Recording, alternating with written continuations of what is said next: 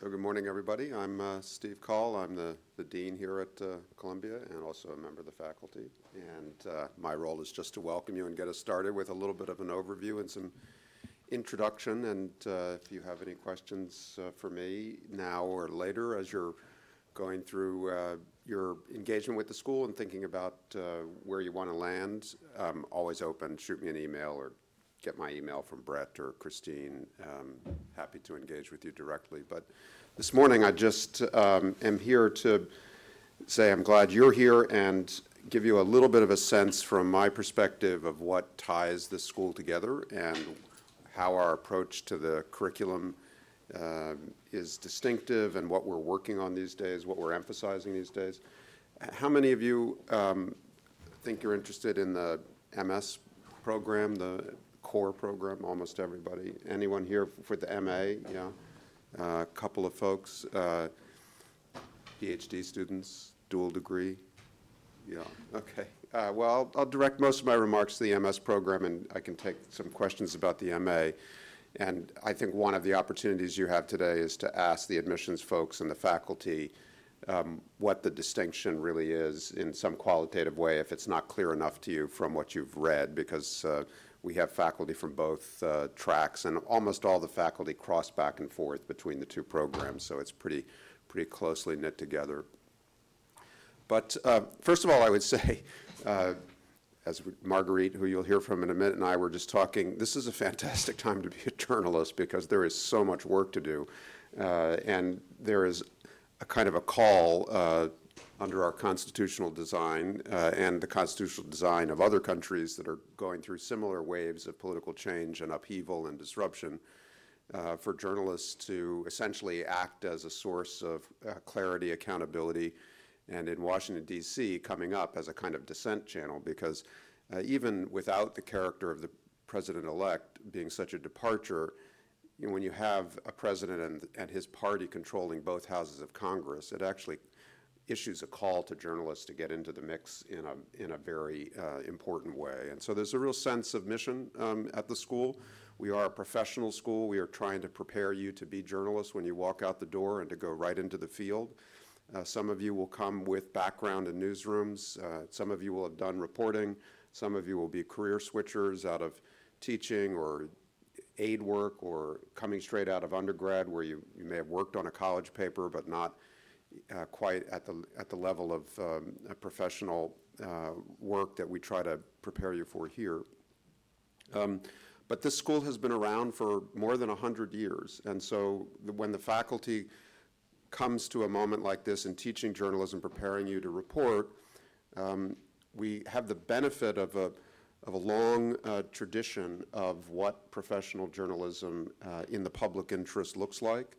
The school's teaching has adapted over so many waves of technological change that we don't feel particularly disrupted by this wave of technological change because it's part of the way journalism and media has been. The school was built before radio mattered, and it has adapted teaching of professional journalism through radio, television, cable television, the World Wide Web, and now social and mobile and podcasts and lots of other ways of telling stories that matter and that bring audiences into the public square through journalism. And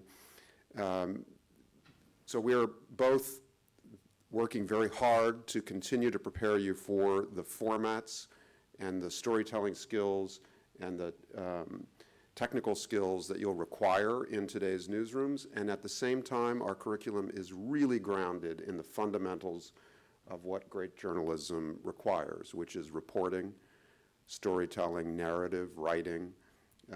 We have a deep mandatory reporting curriculum for everyone in the MS program that starts the first day you turn up in August, rolls into the fall. You work with a lot of support and mentorship from the faculty, but we hear from employers again and again. One of the things that whoever has my job does, go out, talk to employers in New York and elsewhere, and we say, well, what do you need? How are we doing with our graduates? And again, what they tell us is we need young journalists who can report, write, think, recognize a story, bring it home. And in fact, there's more pressure on young journalists these days to be able to manage themselves as reporters than in earlier eras, because the older companies have stripped down the support systems, and basically you don't have the 2 or 3 years of mentorship in newsrooms that my generation enjoyed.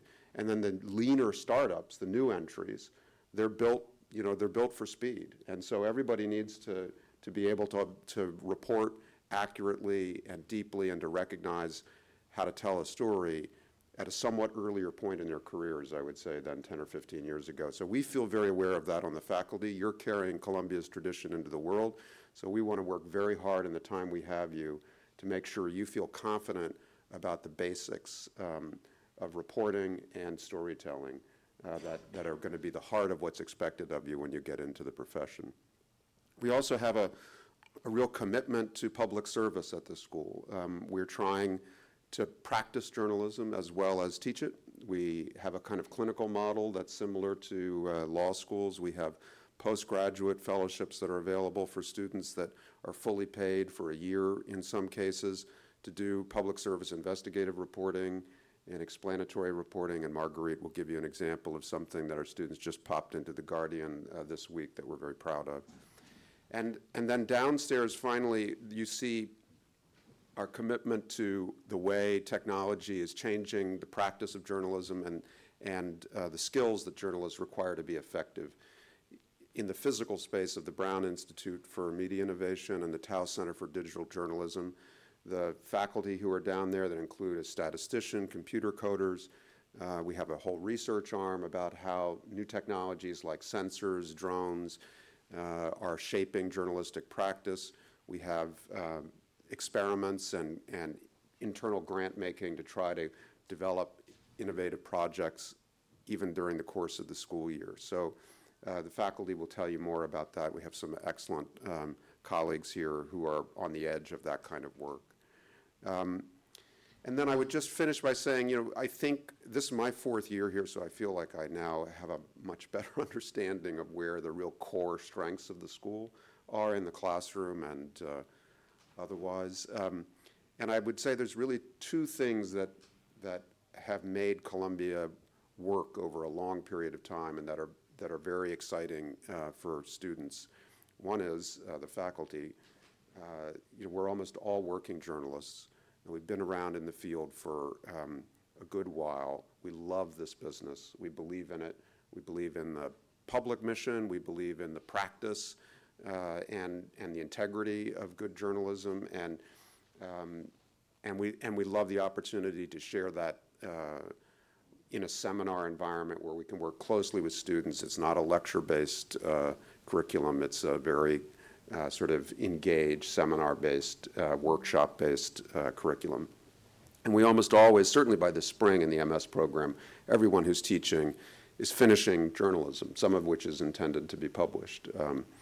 And then the second thing just to be aware of is the alumni network of the school. I think we have something like 12,000 addressable alums. They're in virtually every newsroom in the world. They're a very tight group. There's something about the experience of journalism school that does bind people together. It's a little bit intense.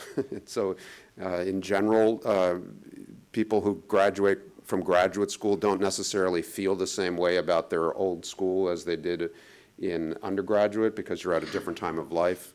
But that's not true for this school. Our alums are fiercely engaged with the school and loyal to each other. They hire grads. And if you go to some like big news event, someone was telling me about that manhunt in Boston after the Boston Marathon bombing where they were staking out the fugitives in some neighborhoods. And it was a very tense but fast-moving story. And all these reporters were camped out on vans and cars and watching the police over the horizon. And they were just chatting, killing time. It was downtime. And it turned out there was like 15 Columbia grads from different years sitting on the vans. And they constitute a sort of a cult inside the profession that you become part of if you come through here.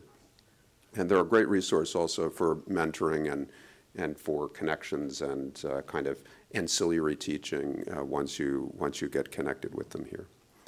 So that's my kind of general sense of what this place is, what it has to offer, and I'd be happy to take one or two questions, or two or three, before I turn it over to my colleagues. Anybody have a question? Yes? This might be kind of an intense question, and maybe Could you look to the mic? Sorry, so everyone can hear. There's a mic in the center. I'm sorry. He's bringing it over to you. Thank you. I am just wondering, obviously things have changed quite a bit in the past month in terms of how we're all maybe thinking about this possible job. I'm wondering if you all have sort of started having any conversations on how curriculum might change, if you're hearing anything from employers on what they are thinking they might need out of future hires. This is, again, a very open-ended and sort of intense question, so of course we're all sort of starting to figure it out, but I'm wondering if you have any thoughts on that for us looking to start this phase in our careers. Yeah, I think we don't really see a break in the business or the employment or anything like that, or what employers are looking for. The methodologies of journalism we think will endure. As I was mentioning before, we have had a lot of conversations, students and faculty, from the first day after the election up until the present, conversations that are still ongoing, very enriching, about, well, how do we respond to this as reporters? You know, how do we, you know, run to the sound of gunfire, as it were, because this really is a call for, most presidential elections feel like an opportunity for journalism. This one feels more than that. It feels like a big responsibility to try to figure out how to do it well and to take advantage of the time. And so I think there are some changes in, like, what projects are we going to do, or how much time are we going to spend scrutinizing Washington, or, you know, Marguerite and I were just talking about the postgraduate fellowships that just finished with this Guardian project. We got to flip all of this opportunity we have into the subject of the new administration and what it means to the country. But that's probably the heart of it. You know, I think a lot of the rest is forms of continuity. We're very interested in figuring out how to teach deep reporting techniques in an era of new technologies. So applying some of that experimentation to this moment is kind of fun to think about. You know, I would say the only other thing is I want to recognize that there are international students, there are students of color, there are lots of students who feel vulnerable as reporters in this environment. When you go to a rally and people spit at you, or people, you know, call out, you know, just bullhorn racism in front of journalists, direct their harassment of journalists online, subject to Twitter campaigns and so forth. I mean, you know, it's a live world out there, and so we do a lot to prepare you about how to keep yourself organized professionally, how to keep yourself safe, how to cover environments like that as a professional, as a young professional, how to handle that kind of pressure, and also to support you. You know, when you're not sure what to do at a border, or when you're crossing the street during a protest, to really stay close to you as faculty and make sure you know that we have your back, because that's the way it is in newsrooms, you know, and this is a kind of newsroom at a graduate school level. Anything else from me? Well, some of you may have questions that I could address as well as, you know, distinctively, or even if you just want to shoot me a note, feel free to do that, and then I'll just turn it over to my faculty colleagues. I hope we'll see you next year.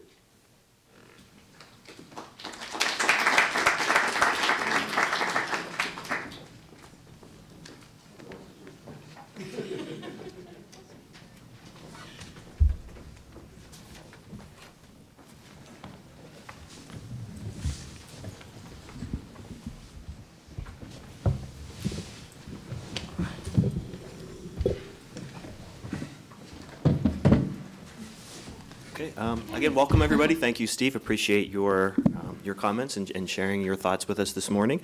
My name is Brett Sione. I'm the Associate Director of Admissions here for the Journalism School, and I want to welcome all of you this morning. Thank you for taking time to Thank you for taking time with us, to be with us this morning, and hopefully we'll be able to provide you with some good information about the school and about our programs and who we are, what we do, careers in journalism and so forth. We'll also get into some nuts and bolts, facts and figures near the end. But those of you in the audience here, again, welcome. Welcome to those of you watching on the live stream around the world, wherever you may be. We appreciate you joining us as well, whether it's morning, afternoon, night, wherever you are. So thank you as well.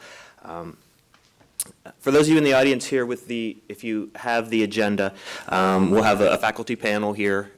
As you see, they've joined us. They'll be able to talk about the curriculum, the programs. Then we'll have a student panel representing each of our programs. We'll get into,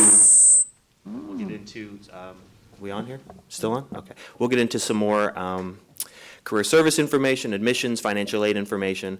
We'll also be able to take your questions along the way. So first, I want to welcome our faculty members with us this morning. First, we'll just go down the line and ask each of them to introduce themselves and what program they represent. So, Elena.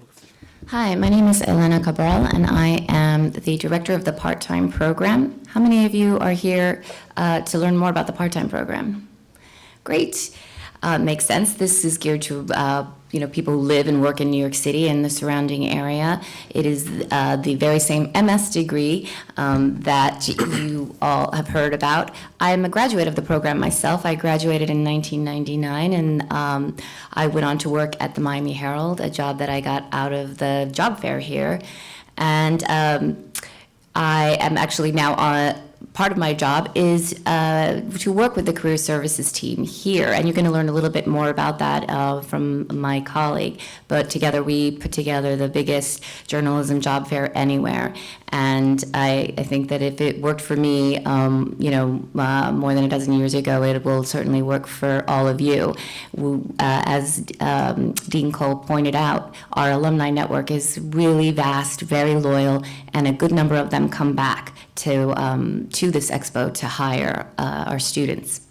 In addition to that, I've taught several courses here, including the reporting class, and I am one of the faculty advisors, along with Danielle, of one of several affinity groups we have here.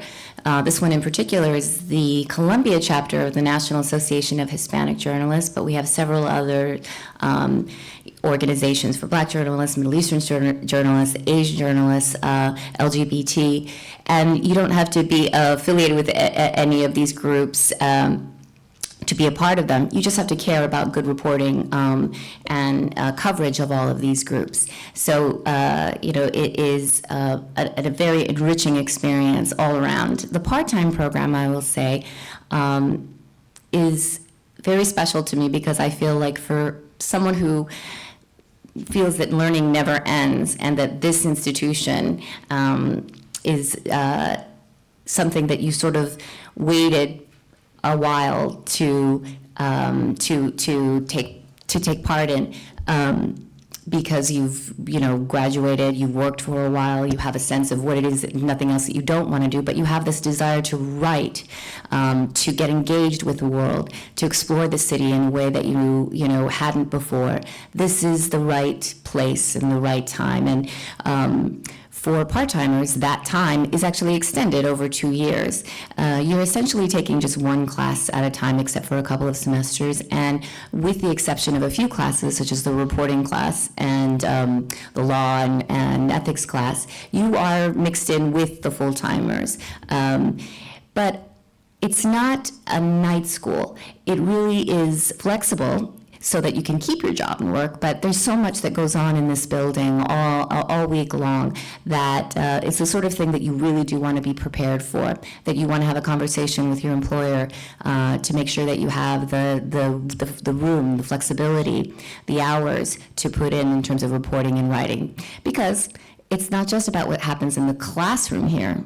This whole city is your laboratory, and so I try to let our part-timers know that you should factor in about 6 to 8 hours of reporting time on top of class time. When you add that all up, it's sort of like having 2 full-time jobs. But I'll tell you this, having done it myself, it was one of the best times of my life. I felt like I was part of the city in in a way that I hadn't experienced before. I felt like I was engaged and with news and with issues that I was passionate about. And I was never, ever bored.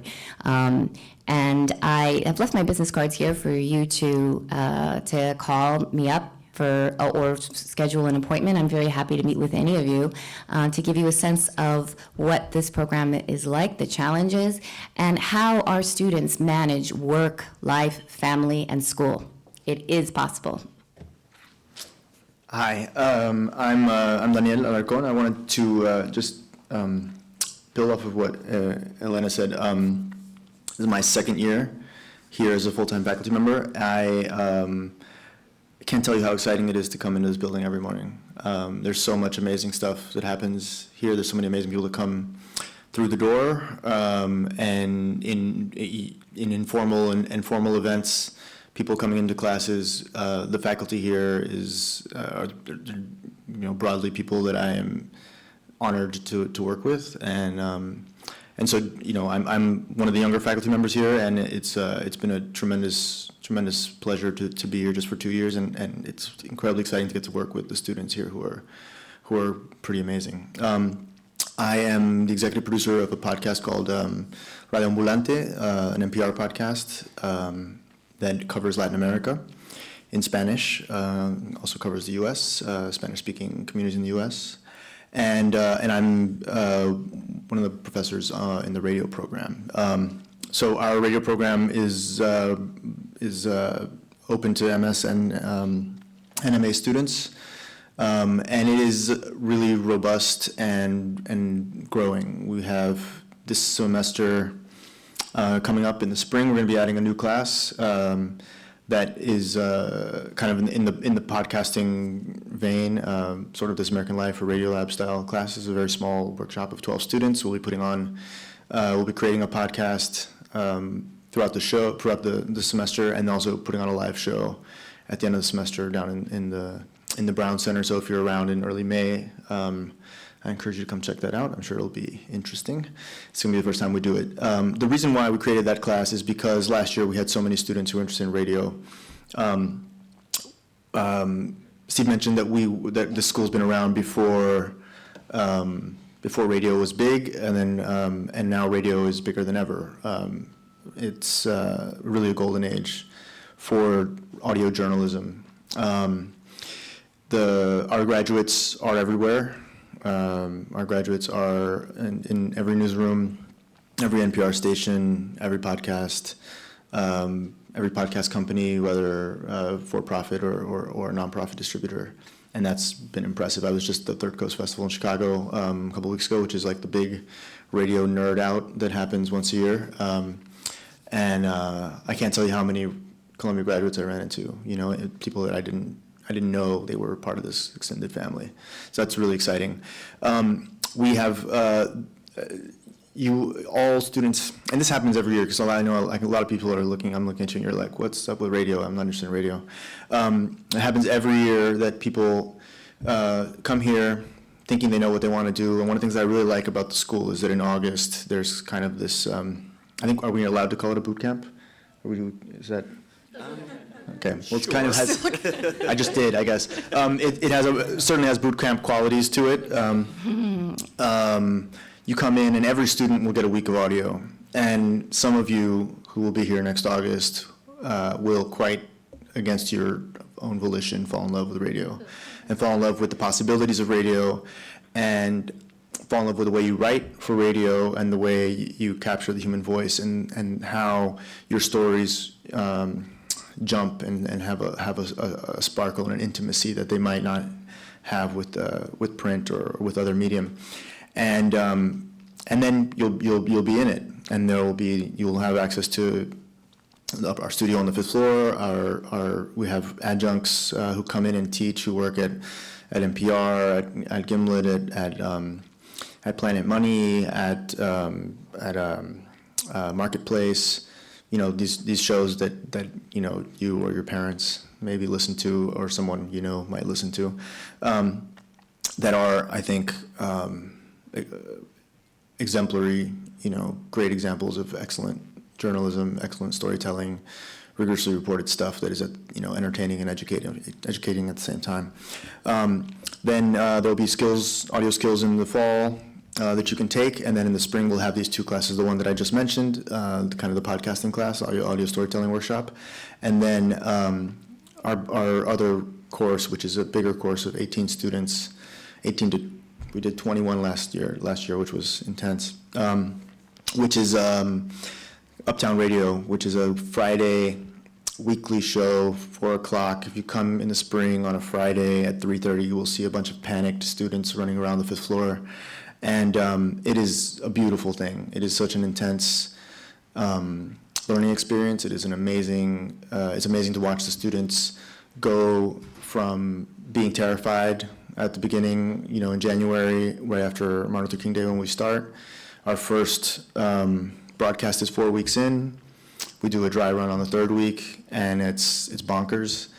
And then they find their sea legs, and then they're off. And they do a live show. They hit, like it's live we stream it. They have to hit the NPR news hole at 4:01 and 20 seconds or something like that.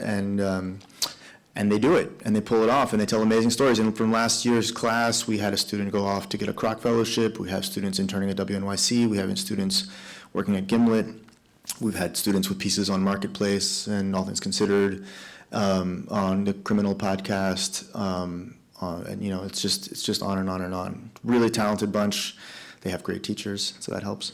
And we have a lot of fun. So I can't say enough about the students, which would be you, and how much we as a team of faculty learn and work together.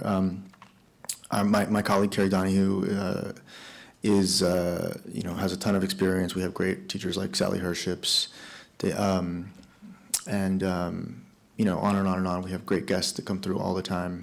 For our spring class, we'll be having people in from This American Life, from Radiolab, from Gimlet to come teach and talk, in small group settings with you, and that's not rare. That's something that's very common and very much part of the curriculum and part of the advantage of being here in New York City. Great. Hi, I'm Marguerite Holloway. I teach both in the MS and the MA program. In the MS, I focus on science and environmental reporting. It has traditionally been a print-based focus, either in the fall or in the spring.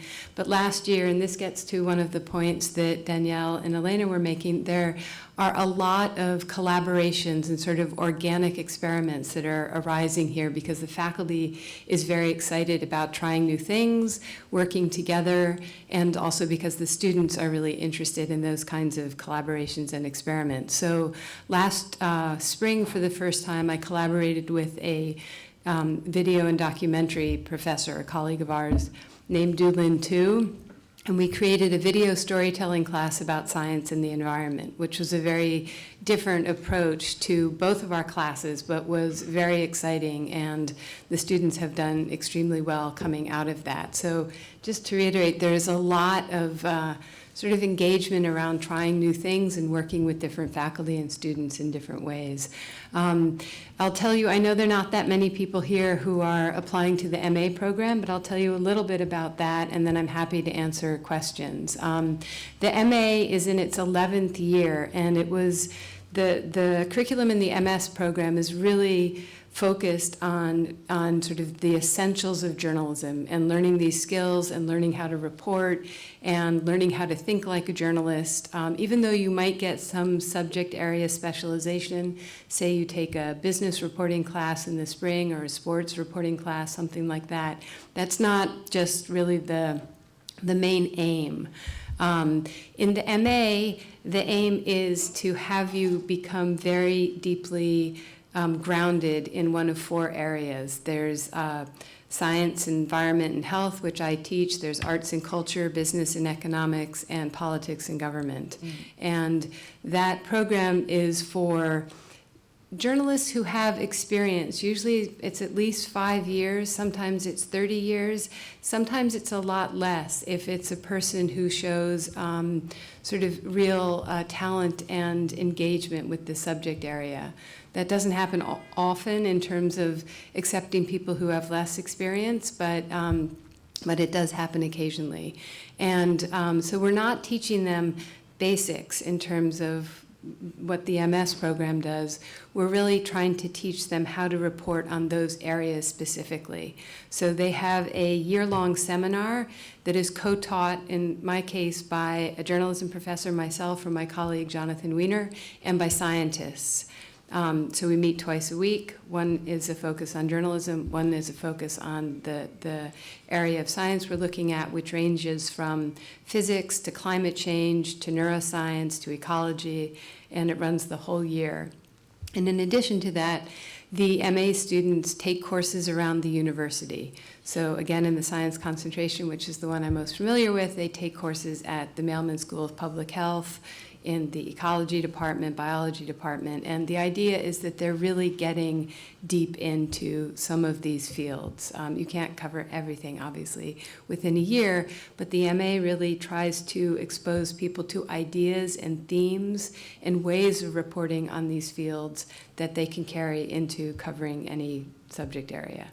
And I should also mention, Steve mentioned this at the beginning, but there is a really interesting fellowship that is available to 4 graduates, both MA and MS, that is an investigative energy and environmental reporting fellowship where the students work with Suzanne Rust, who's an extraordinary investigative reporter and who is really sort of the editor of this whole enterprise.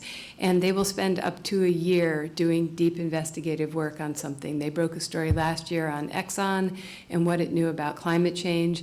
And the reason we're talking about it, just in the last few days, they have started a series on the Import-Export Bank that is running in The Guardian. And we're really very proud and pleased about this. So I know Steve alluded to several of these postgraduate fellowships. They're really worth looking at because they're one way of sort of staying here a little bit longer if you want to, and sort of going into an area more deeply. And then I guess, I should say, like Elena, I'm also a graduate.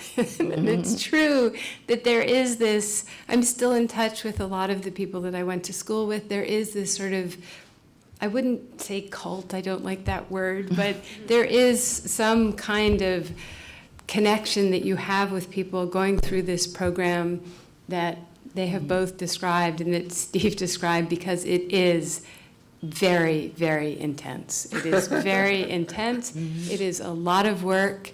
It is very exciting work, but it is a lot of work, and that applies for both the MA and the MS. Yeah, I always say that in college, you make the best friends of your life. In graduate school, in this graduate school, you make your professional family for the rest of your working life. So before we open it up to the audience for questions for our faculty, could each of you maybe just for 1 minute related to the part-time program, a full-time student, an MA student, what they should expect coming in, or in your classes, what they should be prepared for, what you expect from them, specifically going into part of the part-time program, or maybe the broadcast, or as a full-time MS student, or as an MA student?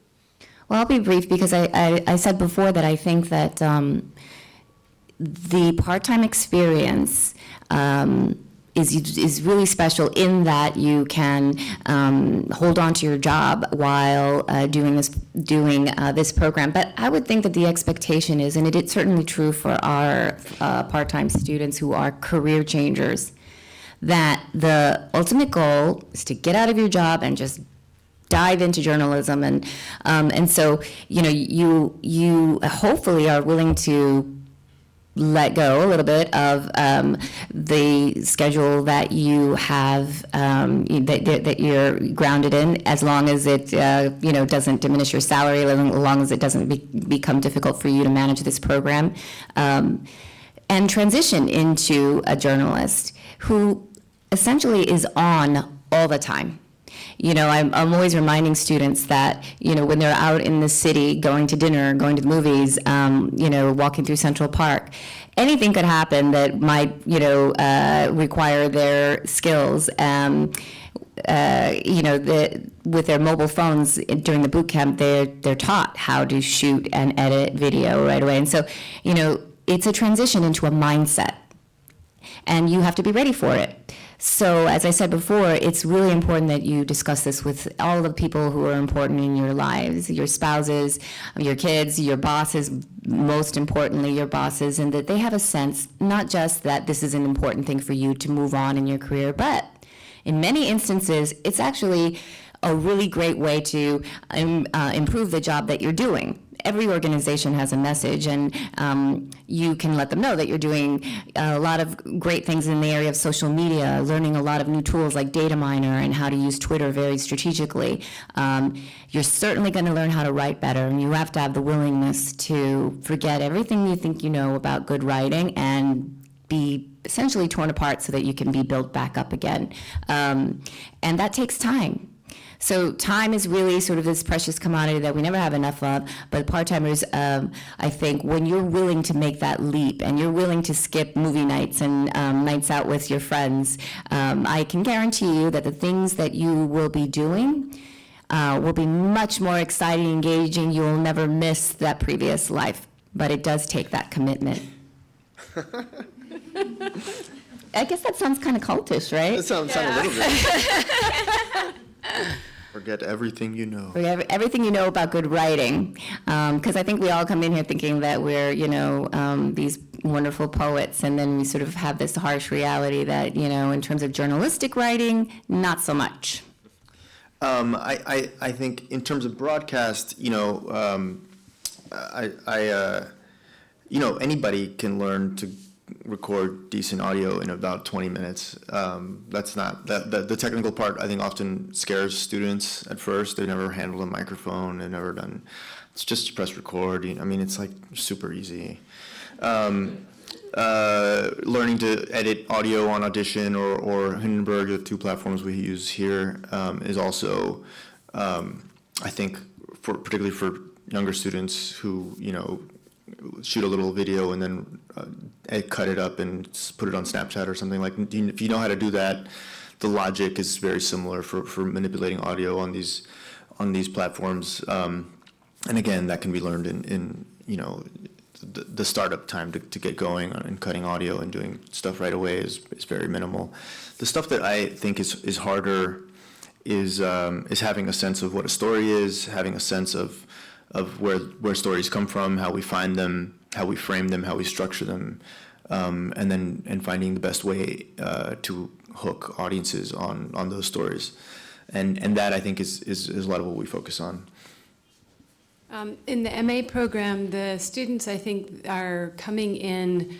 Our expectation for them is that they're willing to engage with complexity, that they're willing to engage with nuance, that they're willing to really go very deep into areas that are not always easy, and, well, actually are never easy.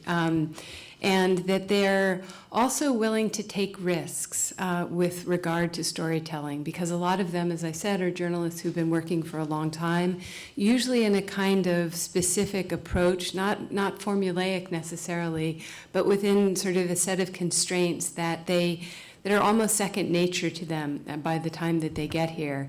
And we want them to sort of to blow that apart a bit, and to really experiment with form. I didn't mention that one of the things you have to do over the course of the MA is write a 10,000-word thesis, which sounds kind of crazy because very few places publish 10,000-word articles at this point.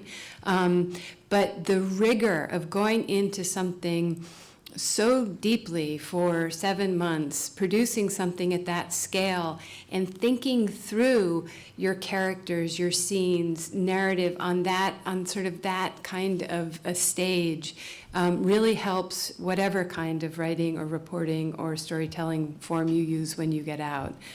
So that's what we're looking for in MAs. They really need to be willing to take risks and to go deep.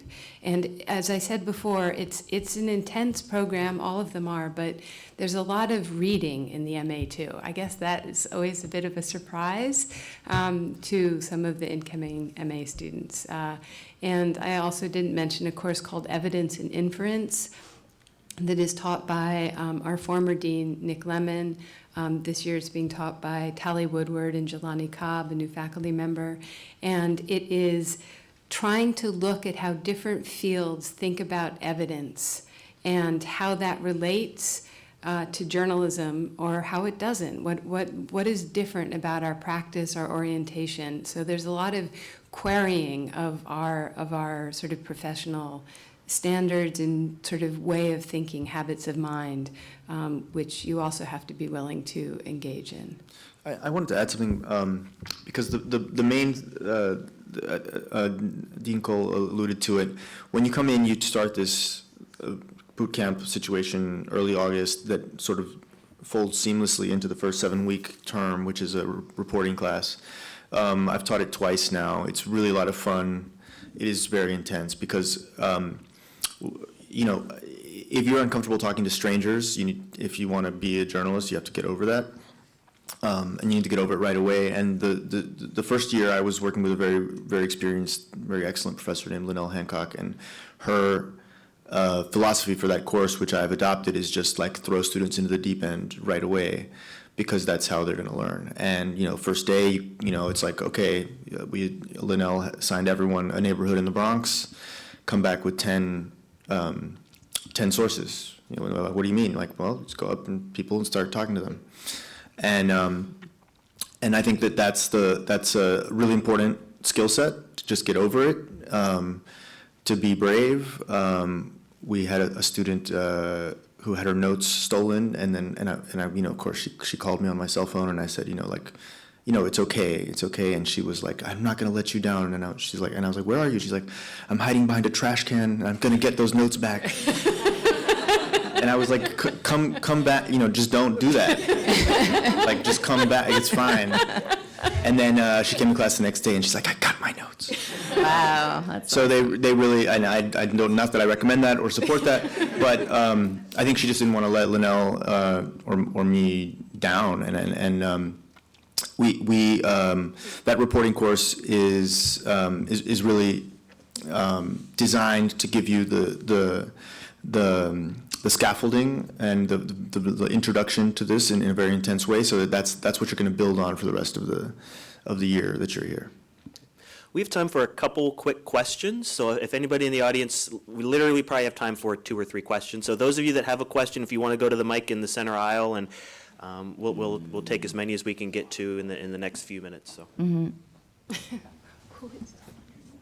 Go ahead.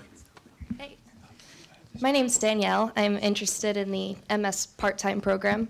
And I'm just wondering, this kind of applies to any, but as news changes every day, how are current events integrated into the seminars, or are they taken with maybe more of a technical or perhaps theoretical approach? Well, we scrapped, my class met on the Wednesday after Election Day, and obviously we just scrapped that. Whatever I had planned was thrown in the garbage, and we just sat and talked. I think that you have to respond to current events. In my Wednesday seminar, I teach a class now in the second part of the fall that's writing for the ear, and but I'm setting aside a space because I want to talk about how sort of media elitism and the charges that people on the right are making about the way the media is framing certain stories, and I had students read a piece from BuzzFeed and then a piece in the Washington Post criticizing that piece on BuzzFeed about 2 people I'd never heard of, honestly.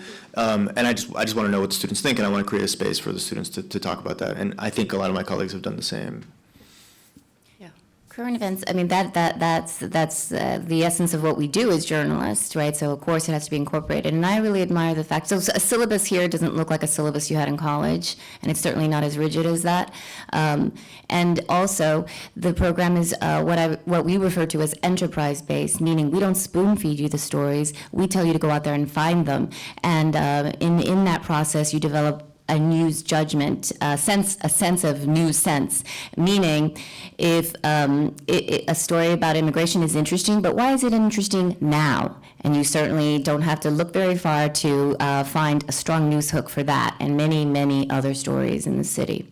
I also just add very briefly, we created with the students, student-led, in fact, a pop-up newsroom to cover Election Day here in New York. So it was, it's very much a part. It would be silly for us to have a journalism school that wasn't, part of the paying attention to the news cycle daily. Thank you. Hi, my question is for Ms. Holloway. I'm particularly interested in the MA program's Politics and Global Affairs concentration. And I'm just wondering, in terms of the program's approach, how would you say it balances techniques for global and local reporting? So kind of the macro and the micro. I think, I'm trying to remember, I haven't looked at the syllabus in a couple of years, but my understanding is that they're both woven in over the course of the year. Professor Stille, Alexander Stille, who teaches the fall segment, has reported a lot, both on national but also on international, and particularly Italy and European issues. But he's reported all over the world. And this year, the second semester is being taught by Steve Cole. So whoever is teaching it, and it's usually either Professor Stille or sometimes Nick Lemon in the spring, definitely has that kind of scale and range. And I know the readings, again, it's trying to get you to think about these specific news events or things you might cover from a very historical angle and from sort of a different kind of frame, using different borrowing theory from other fields, maybe from sociology, for example. So usually you can scale anything to any situation, and I hope that is also true in the science seminar, which I'll just, even though that's not what you're interested in, I'll just add that in Well, there. I could be. Thank you so much. Sure. So this was touched on a little bit about, like, with reference to the BuzzFeed Washington Post articles that you just mentioned, but I guess I'm kind of curious, like, obviously there's a big conversation happening right now about, like, the kind of bi-coastal media bias and, like, this kind of, like, urban bias of journalism. And so obviously, like, we're in New York City. That's kind of like the part of the lab of Columbia Journalism School, but, at a very elite institution, an elite city, like, what are some of the ways that students are kind of pushed to think beyond kind of the defaults that come with that? The heart of this program, as Dean Cole pointed out, is good reporting. I mean, that is the focus of everything we do, and so from day one, you are pushed to go outside of your comfort zone, to confront your own biases. And it's a difficult thing because we all have them. And this is a really safe environment, small classrooms of 16 people that are off the record, that are intimate, that are honest. And those conversations, while sometimes difficult to have, are necessary, I think, to strip yourself and of bias and to understand how to work around it. In journalism, it can be a very simple matter of calling folks that you otherwise would not be having drinks with, but that you need to treat as you would any other source, and we talk a lot about what questions to ask, how to ask them, how to deal with someone who's screaming at you on the other line. The great thing about journalism school is that it's a safe place to make mistakes. Your work is heavily edited. It's certainly not going to be published unless it is thoroughly checked out, unless it is truly fair and balanced, and that one professor used to tell me in my reporting class, no one should ever get to the end of the story and know exactly where you stand on an issue, and that your sources should be able to recognize themselves in your story, and those are really powerful ideas that I think are constantly drilled into students from their first reporting class right into their master's project. Yeah, also, Oh, no, go ahead. it's a very international and diverse school, and there's a lot of, within the classroom, a lot of different perspectives, so that You don't settle anywhere. You're constantly being challenged. And I will say that after the election, as Danielle was saying, a lot of us are having different conversations in our classrooms and with our students about sort of where we go next and how we want to think about things and how they want to think about their careers. And it was really interesting in one of the discussions we had where a lot of students said and half of my class is international, that they had sort of thought about maybe wanting to stay in New York City, maybe find a job here, and after the election, they don't feel that way so much. And I think it will be really interesting to see whether there is a sort of a change in terms of where people are looking to be, and a lot of thinking about what they want to create to fill in gaps and to approach ways of sort of reaching publics that are not being reached. And that is a very, very active, very intense, really excellent discussion that is unfolding. More acutely, I think, because of current events. I would only add that in my own career as a journalist, I've interviewed terrorists and murderers and drug dealers and thieves and corrupt politicians and all kinds of people. So I can certainly, sit across the table from someone who didn't vote the way I voted and listen to them and understand and try to understand. And that's sort of what I encourage my students to do. So I know our faculty have some other commitments after this. So we have two more people, I guess. We have two more quick questions, and then we'll have to move on. Thank you. Hi, my name is Erica, and I'm leaning towards the part-time programs. My question is mostly for Elena. Could you talk a little bit about what the schedule is like during the week for the part-time students? And secondly, do you think that there's anything that they might be missing out on in terms of the Columbia Journalism School experience that the full-time students do get? Right. It's the very same degree, but it can be a very different experience. And there are certainly perks to being a part-time student, and in some ways disadvantages in that you can't be here you can't be committed to this building 100% of the time. But that's not necessarily a drawback, it's a different experience. And it was one, speaking for myself, that I was really ready for. In a moment, hopefully you'll hear from another part-timer who can share her or his experience with you.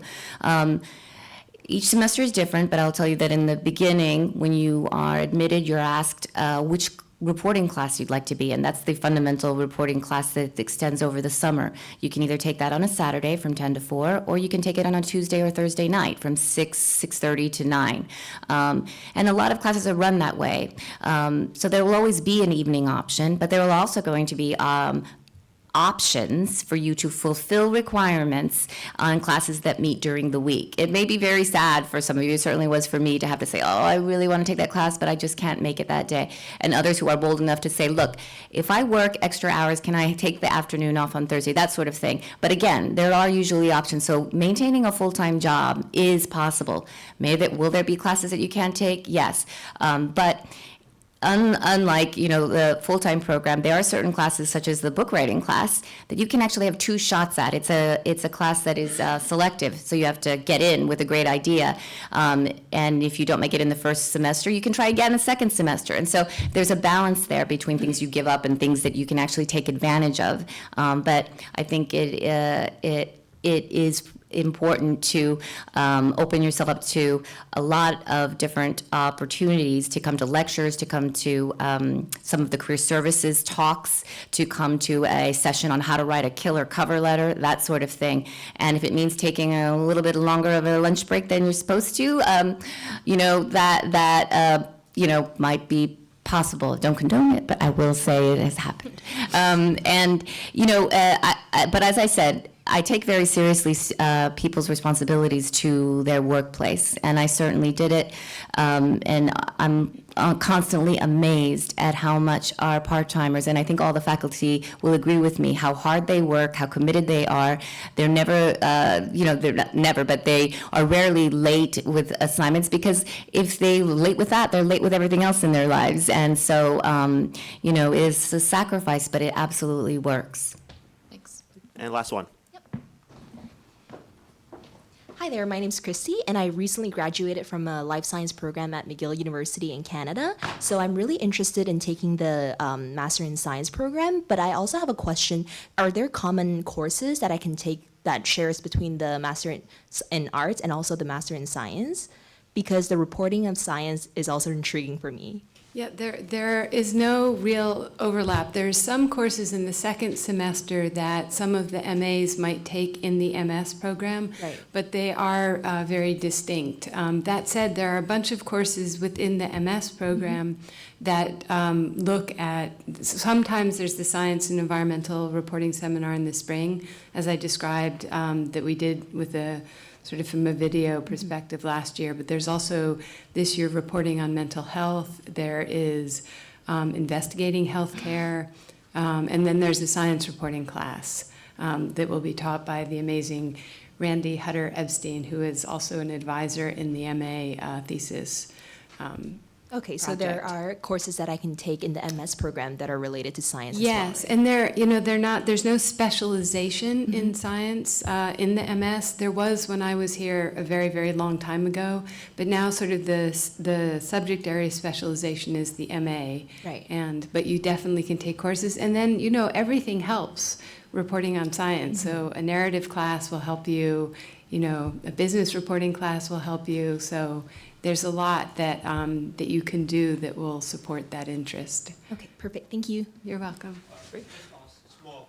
Apart from the audition, what software do you use for audio editing? We use Hindenburg and Audition. Audition is part of the Adobe suite, and Hindenburg is a separate program. My master's students for the master's thesis use Hindenburg, and in my podcasting class we use Hindenburg. Sure. If you would help me thank our faculty members for being here this morning and taking time. Thank you. They are now excused, and I'll ask the student panelists to come up and have a seat. We'll move on to the next segment.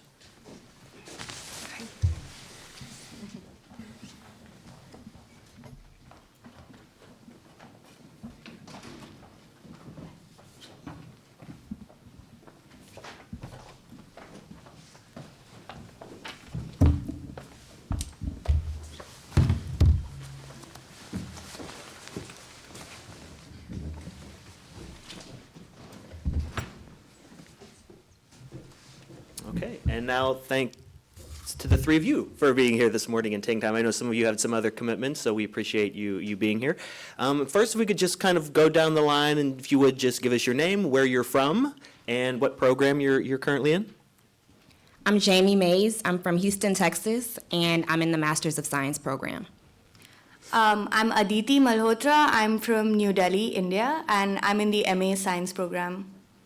And I'm Jennifer LaRude. I'm in the MS part-time program. I'm from New York City. Lived here for a long time. Great, thank you all again. Again, if we could just kind of go down I want to make this more of a question and answer, so I'll just have them give a couple statements, and then we'll open it up because we want you to be able to ask them freely what their classes are like, what their schedule is, type of projects they're working on. But if you could just give us a little sample, I guess, in each of your respective programs, what your classes are like, what your day-to-day schedule is, and to this point, what you've done. Those of you that just started this year, you might not be, you've only been in this for a few months, but you're almost halfway done because it's such a quick program. Jennifer, you're in the part-time program, so first year or second year? Second year? Sort of in between. Sort of in yeah. between, I so kinda, you've- took a semester off. So, So yeah. you've been in the Second building a year. little bit longer? Second so- year, really. Yeah, so if you could each just give us a quick snapshot of what your day-to-day routine is like in your program. Yeah, I feel like towards the end of the year, things have picked up a lot. It's extremely busy. As they mentioned, on top of your classwork, there's a lot of reporting to get done. It's a lot of work, but it is manageable. I'll also say that things move really quickly. So we start one project and we might work on it for a week, and then by the next week you've moved on. So it's really up to you to make sure that if you get back a paper or a video project where it's been edited a lot and your professor's like, I think you could do better, that you take that extra time to fix it yourself, as well as continue to work on the new project that you just were assigned as well. So it's a lot of work. It's like double work on top of going out into the field and reporting as well. Some of the projects that I've worked on, my focus so far has been video and print. So I'm broadcast, and I am also I'm also doing a deadline writing class as well. So how that works, we get assigned a project, or we pick a pitch, we will throw a pitch to our professor, and then we go out into the field, and then you report, and then within a few hours, you have to turn that into a written piece that you'll turn in. If it's good enough, then it gets published. If not, you get it back and you do your edits, and then you turn it in the following week. But yeah. So the MA is slightly differently structured than the MS, and that I wouldn't say we're not, but we're not like going out so much to report in New York City, because we're more focused on learning more about the subjects that we're pursuing specializations in. So my interest, for instance, before I came here, and I worked for about 4 years in India before I got here, was to study more hard science around public health and climate change, and sort of the intersection between the two. So it's hectic, very hectic, but we're doing, we do sort of subjects within science, like every week or a couple of weeks are devoted to different subjects, which is really interesting because everyone is sort of like starting from scratch, literally learning about ecology, about the science behind climate change, and topics which are very relevant.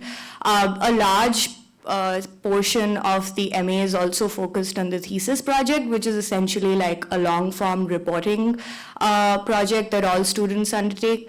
And the thesis is probably like the most challenging part, and the MA students have the opportunity to travel out of the US and apply for grants from the journalism school to be able to fund their travels and sort of do like large projects.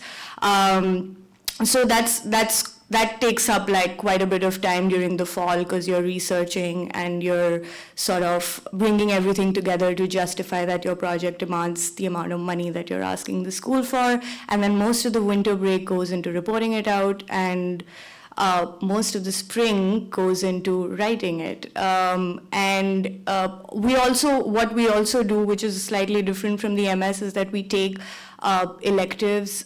We're allowed to take electives outside of the journalism school. So, for instance, this semester we were allowed to take one. So I took one at the Mailman School of Public Health. Next semester we're allowed to take two. So so there's that liberty to sort of like take a class outside of the journalism school as well, which is really helpful, because like for me at least, there's so much going on at Mailman. It's an excellent resource for stories, for sources, just to get to know like what the latest in health research is, etc. So we take a lot of classes in common, if that's between all the concentrations, if that's something that somebody in the audience is also curious about. So for instance, in the fall, we're taking at least 3 classes, like cross sections. So we do like our seminars, which are focused to, like, for me, say science, but we take like 3 other classes, at least that's how it's been in the fall, that, the entire MA takes together. So it's a good way to sort of like know what the arts and culture and the business and the politics people are up to as well, and sort of learn and engage with them. So hope that helps. And the part-time Masters of Science program is slightly different in that you're working a full-time job. Not everybody is. Some people just opt to do it in hopes of getting internships and such. I'd say the most challenging part was probably the initial reporting class, because it is all summer and it really is rigorous. I supervise at work. I have a pretty high-level job, and I was able to do it, so it is doable. Nobody dropped out, nobody failed, but it is, it is a fair amount of work. After that, I think it depends on your electives. I think you can create the program you want according to sort of what that's kind of the beauty of it. You can, whatever your interest is, sort of focus in that area. And I think it gets a little more reasonable after the reporting class, so. Okay. So hopefully that gives you a quick snapshot of what the students are working on, what their daily life tends to be. But so I want to leave more time in this segment because we always like to start a dialogue with the students and have kind of a free discussion on the day in the life of a Columbia J School student from, I don't know if any of you attended an informational session prior, so. Virtually. Virtually? Yeah. You were on the live stream or no? Yeah, I saw it on the live stream because I was back in India. So you kind of have a sense of what they may be thinking, and then now this is your chance really to have them here and ask these questions. So again, if anyone in the audience has questions they want to begin to ask them, please step up to the center microphone and we'll go through those. So we have a little bit more time for this session. I guess I'd say to all three, any of you feel after the events of last month less faith or passion in journalism, because it's been so discredited in the last few weeks. Have you addressed these in any of your classes? I know obviously the election was certainly a topic, but. A large amount. And I think like the big takeaway, at least, because we've had so much conversation, at least within the science seminar, about the thought on cracking down completely on climate change and debunking the science around it, that the large consensus is that our job now is more important than ever before. Mm-hmm. So I feel like not discouraged at all. In fact, like popping motivation pills every day. Yeah. It is important, and I think also really figuring out what your beat is going to be and becoming really adept at that. Just becoming an expert in your field, I think, is probably more critical. There's a lot of general journalists, and I just kind of feel, with the sort of the fake news and sort of the trend towards business kind of interfering with journalism, as much as you can sort of become sort of an expert in what you want to cover, I think is going to be very important, because we need more people who are just not like being fed information, but really who can seek out the answers and get to the bottom of stuff. And I think the school is good for that. Right, I agree. Something that we've definitely talked about in our broadcast video class is just the importance of local reporting and good reporting in general. So if anything, I feel like in some way we're all a little bit encouraged that maybe we did choose the right profession and that we have an opportunity to really hopefully change things in the way reporting is done when we do get to our job and our destination.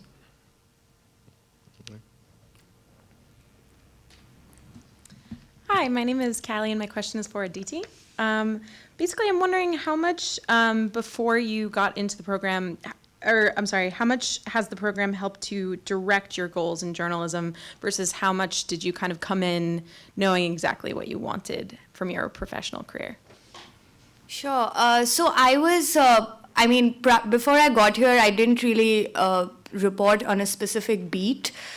So my idea was also to be able to sort of like carve out a specialization for myself. And I had done a fair bit of reporting around public health and health policy back in India, but I really felt like I needed to know more about the science behind it. So I definitely think that I came in with that impression, and the way the classes have been structured and the way, I can notice a change in the kind of stories and how I'm approaching them now, the kind of stories I'm writing and how I'm approaching them now.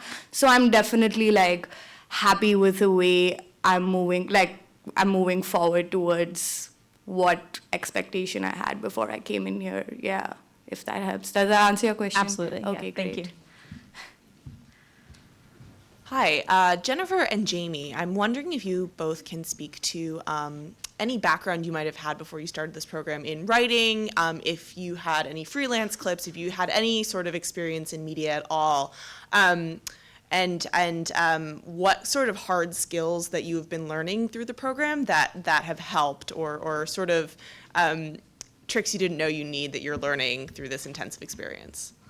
I can speak to, I'm an advertising writer, and so I do have writing experience, and I actually do pharmaceutical writing, so that's pretty in-depth. I have to do research, and actually that's what kind of led me to come here. I mean, I'd thought about coming for years, but I didn't have clips, and as I started to do more pharmaceutical writing, I started to, have ideas for stories, and didn't really know how I would go about getting to the bottom of certain things. I mean, I'm fed a certain amount of information as an advertising writer. And so that's why I came to the school, is to find those kind of techniques and tools that would help me, be able to do more investigative work and be confident in that, because, I'm already a pretty decent writer, and I can make a pretty good living at that. But I also came here for that as well, because I'm always looking to, improve my craft, so. Yeah, my background is not in journalism at all. So as an undergrad, I was a biology major. And when I graduated, I started teaching. And so I taught for about 4 years after I graduated. And journalism was always something that I continued to want to do, even though I was in the classroom. It just stuck with me. And so I applied and got in. And I think that our classes are structured so that if you don't know anything, we start from the ground up. So, where's the record button on the camera? You start from the very, very basics. So if you don't know anything, don't feel intimidated by that. I didn't know very much coming in as well. I worked for my school newspaper, but still, that was so long ago, and I didn't have a lot of clips. And so coming in, I created my own clips. And I kind of just did what you guys will probably be thrown in to do as well. Just find something to write about in your community and use that. Yeah, you do learn everything from photography to doing photojournalism. You learn this very quickly at the beginning, to auditing you do your own recorded pieces, and you learn the software. So you learn all that, as well as sort of just reporting. I mean, they in-depth, we did a whole week on quotes where we had to go out and just get quotes on stuff. And I thought, well, this is kind of weird and whatever. But in the end, just focusing on that was just, a really helpful thing, because you learn, sort of what pops to the surface, and, all that stuff. As far as clips go, I was also going to say I had exactly 3. I had done the NYU certificate program, which I don't think they have anymore, and it was fun. This is a whole nother level, but I did manage to publish 3 things in the New York Post, and that's what I used, so. Great, thank you. Hi, my name is Mariana. I'm from Brazil. I have a question for Aditi. I'm interested in applying for the EMA in science, and I was wondering, do you have to choose between hard science, environment, or medicine, or you can have classes in all of these areas? And I'd also like to ask you about how's your experience as a foreign person, as a foreign student? So to answer the first part of your question, within the seminar, we pretty much do everything. So at least this year, the way it's structured is that the fall has been more focused on environment. And we've had some classes on chemistry and physics and stuff like that. But the spring is more focused on the health and medicine side of it. So everybody practically does everything. That said, my interest was more around public health and medicine. So I took I've taken my electives, and I will take the next 2 that I have the opportunity to take in the spring at Mailman as well, at the School of Public Health. So you can always take a call as to what your interest is. And then for me, even my thesis is focused on a medical topic. So everybody comes in, a lot of us have a mix of sort of interests. A lot of people are more interested in climate change, not so much in health. But the way the seminar is structured, everybody pretty much does everything. And about being, an international student and a sort of, I'm not from here, it's a little bit of a challenge, because the first couple of months is just sort of settling into figuring out what the reporting landscape, and we're not going out as much as the MS students are to sort of report out of the city or any of that, because we're more focused on, it's a little bit of a different kind of reporting. It is challenging, and I feel like I'm still figuring out sources and, how the government functions here, what the hierarchies are. So that was way easier in India, because obviously I've spent my whole life there. But like, it's not fun if it's not challenging. So I guess like I'm enjoying it. Yeah. Thank you. Hi, my name is Madis. I'm applying for the MS program, and I have a question for Jamie, but it's been answered already. But just to expand on that a little bit, looking back at it now, would you say that if you had more experience in the field of journalism, you would feel more confident that you're getting more out of the program than you are now, or does that not have an effect? Because I'm going from a history undergraduate degree straight into journalism, and I have some experience, but very limited. So I just wanted to ask about that. I think that experience helps, but I don't feel like it's necessary. I guess for those students that do come in with experience, I feel like maybe they started out at an advantage, but I really feel like it's just how hard you work. After a while, if you just keep pushing at it, keep working on it, it will get better. And sometimes I feel like sometimes I kind of start to catch up to those classmates that already had that experience, and then my work starts to look just as good as theirs, or you just have to keep working at it. So, I mean, I do think it is it's an advantage to have that experience, but if you don't, then you'll still be fine. Thank you. Yeah, I'll just expand on that for a quick second. In the MS program, we have a lot of students that come in with some journalism experience, no journalism experience. You know, their experience could be to various degrees, maybe an undergrad in journalism, maybe not. So it's a real cross-section of individuals, and I think that helps create a really unique cohort. People that may have no experience learn from some of the people in their class that do have experience, and people that have some experience can get some new, fresh perspectives from people that might not have the same background. So I think both kind of play along with each other really well in the classroom. Hi, my name is Tiffany, and I'm applying for the MS program. My question is on the admissions process and what you guys did to prepare for the writing tests portion of it. Like, and any advice you might have for those who are about to take it. Yeah, I just remember just trying my best to brush up on current events, make sure that you're constantly reading to figure out what's going on.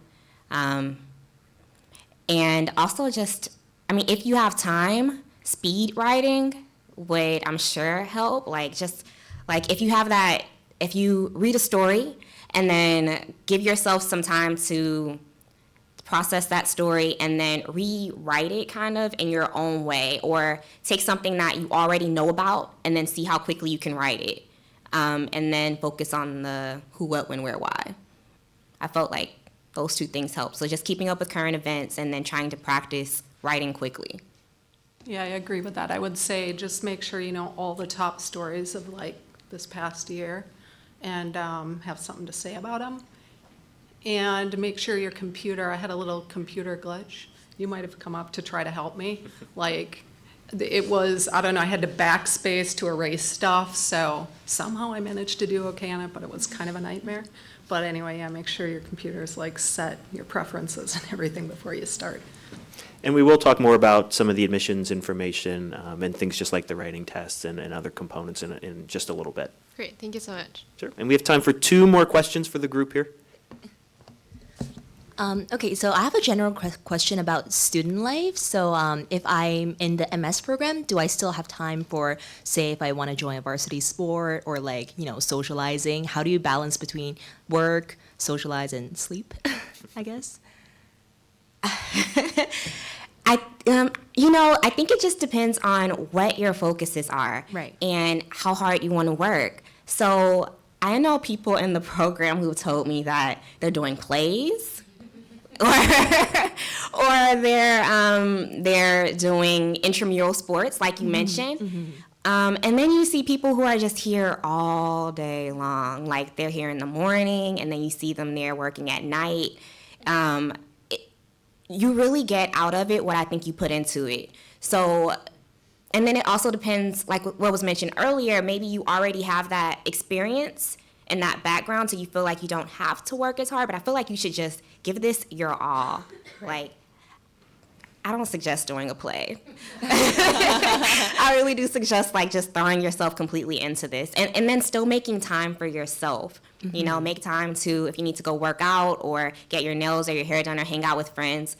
Don't let this become all of your life, but just really push yourself. But it definitely occupies more of my life compared to, say, undergrad, right? Yeah. Can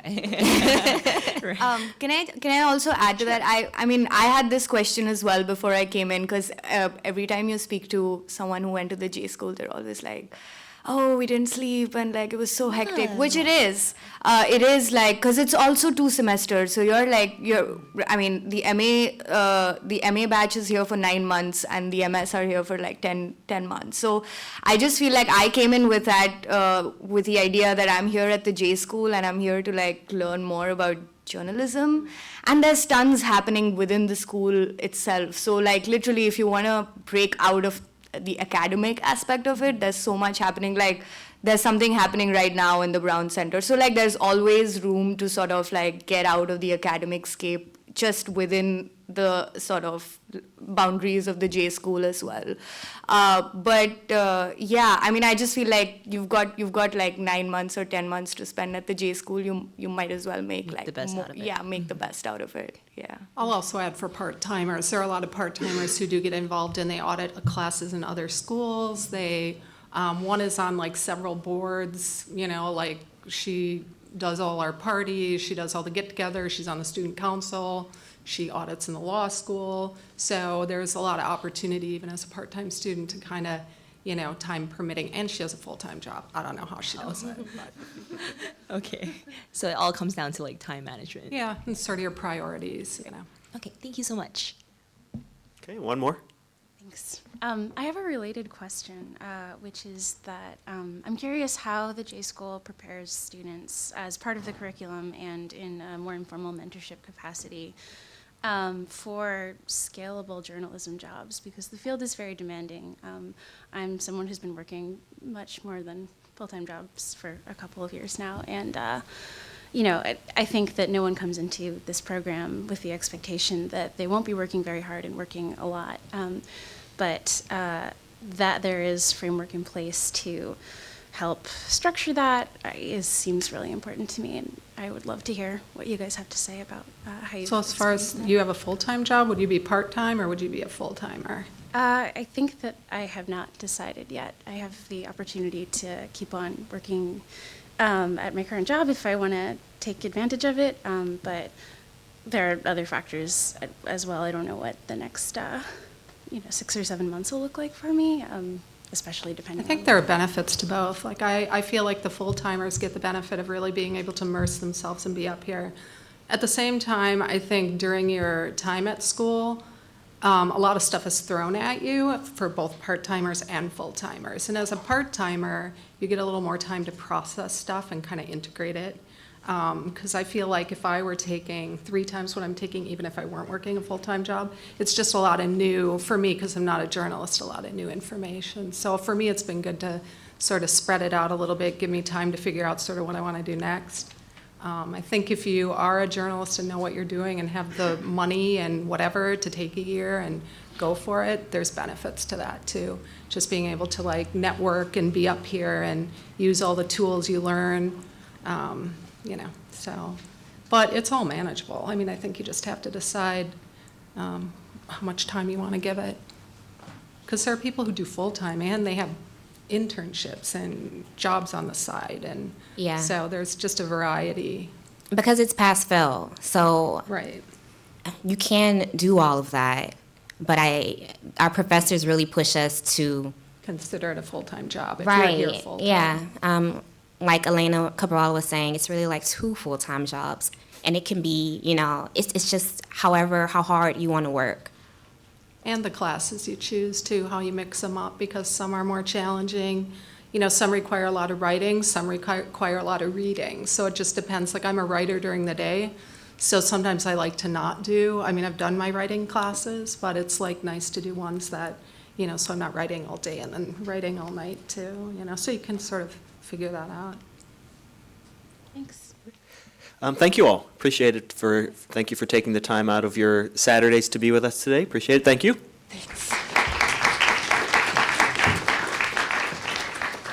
I'll now turn it over to Gina Boubion from our Career Services Office, and she'll share some information on that side of things for you. Thanks. Okay, I'm going to get plugged in here for a second.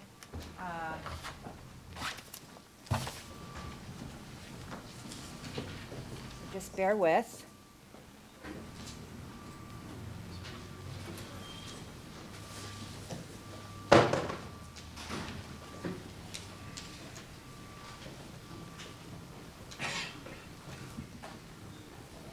While we're waiting for this to upload, as your future career counselor, I would say if you have spare time, you should be taking an alum out to lunch and asking them about their career.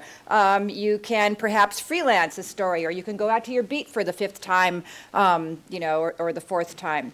So there's it's a very busy program.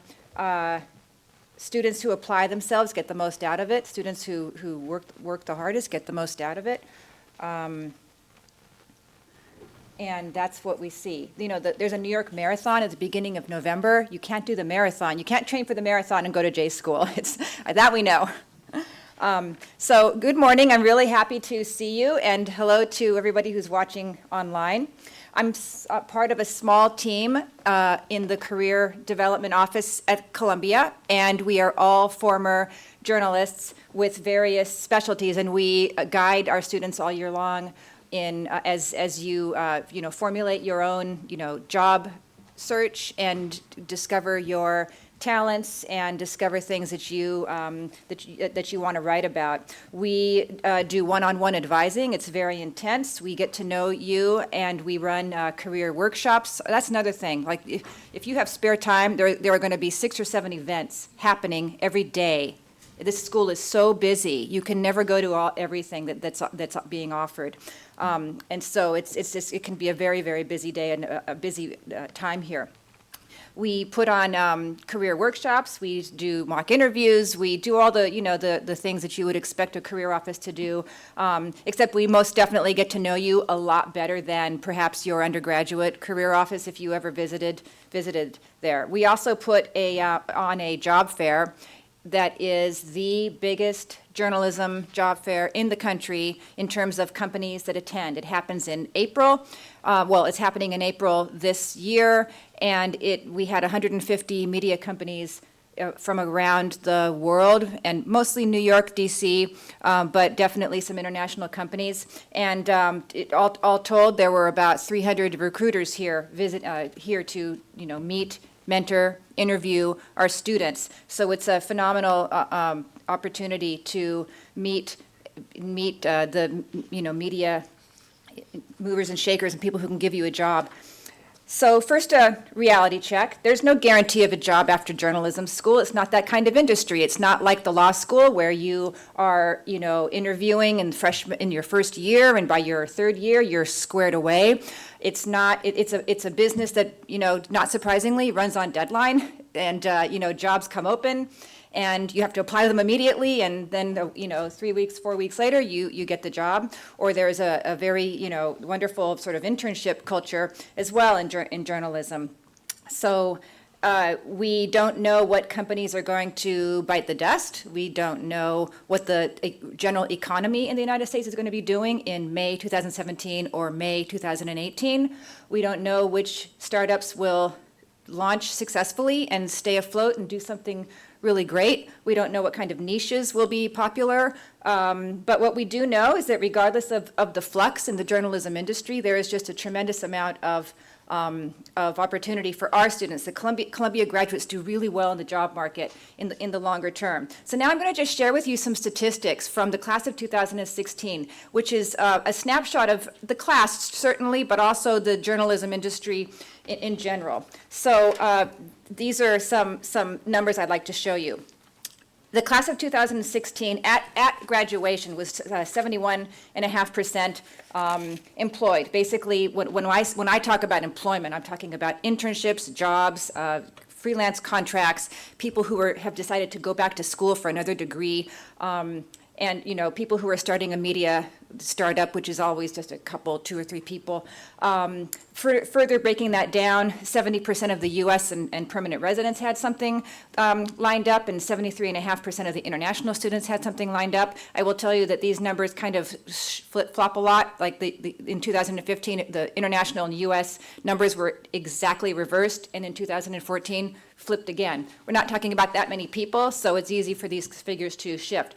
Now, I want to point out that these numbers are as of graduation, and this is the only professional school at Columbia that takes that measure at graduation. And the reason why we do it is because we hold everybody hostage. We have our students fill out a form before graduation, and they have to fill it out in order to get graduation tickets for their families. So as a result, it's the only time of the year we get 100% compliance with one of our surveys. So that's why it's our measure. As you're doing your research into other journalism schools or into other kinds of schools that you are looking at, you should interrogate their numbers. And I'm explaining to you how we gather and when we gather, and you should be asking the same questions of other programs that you're looking at.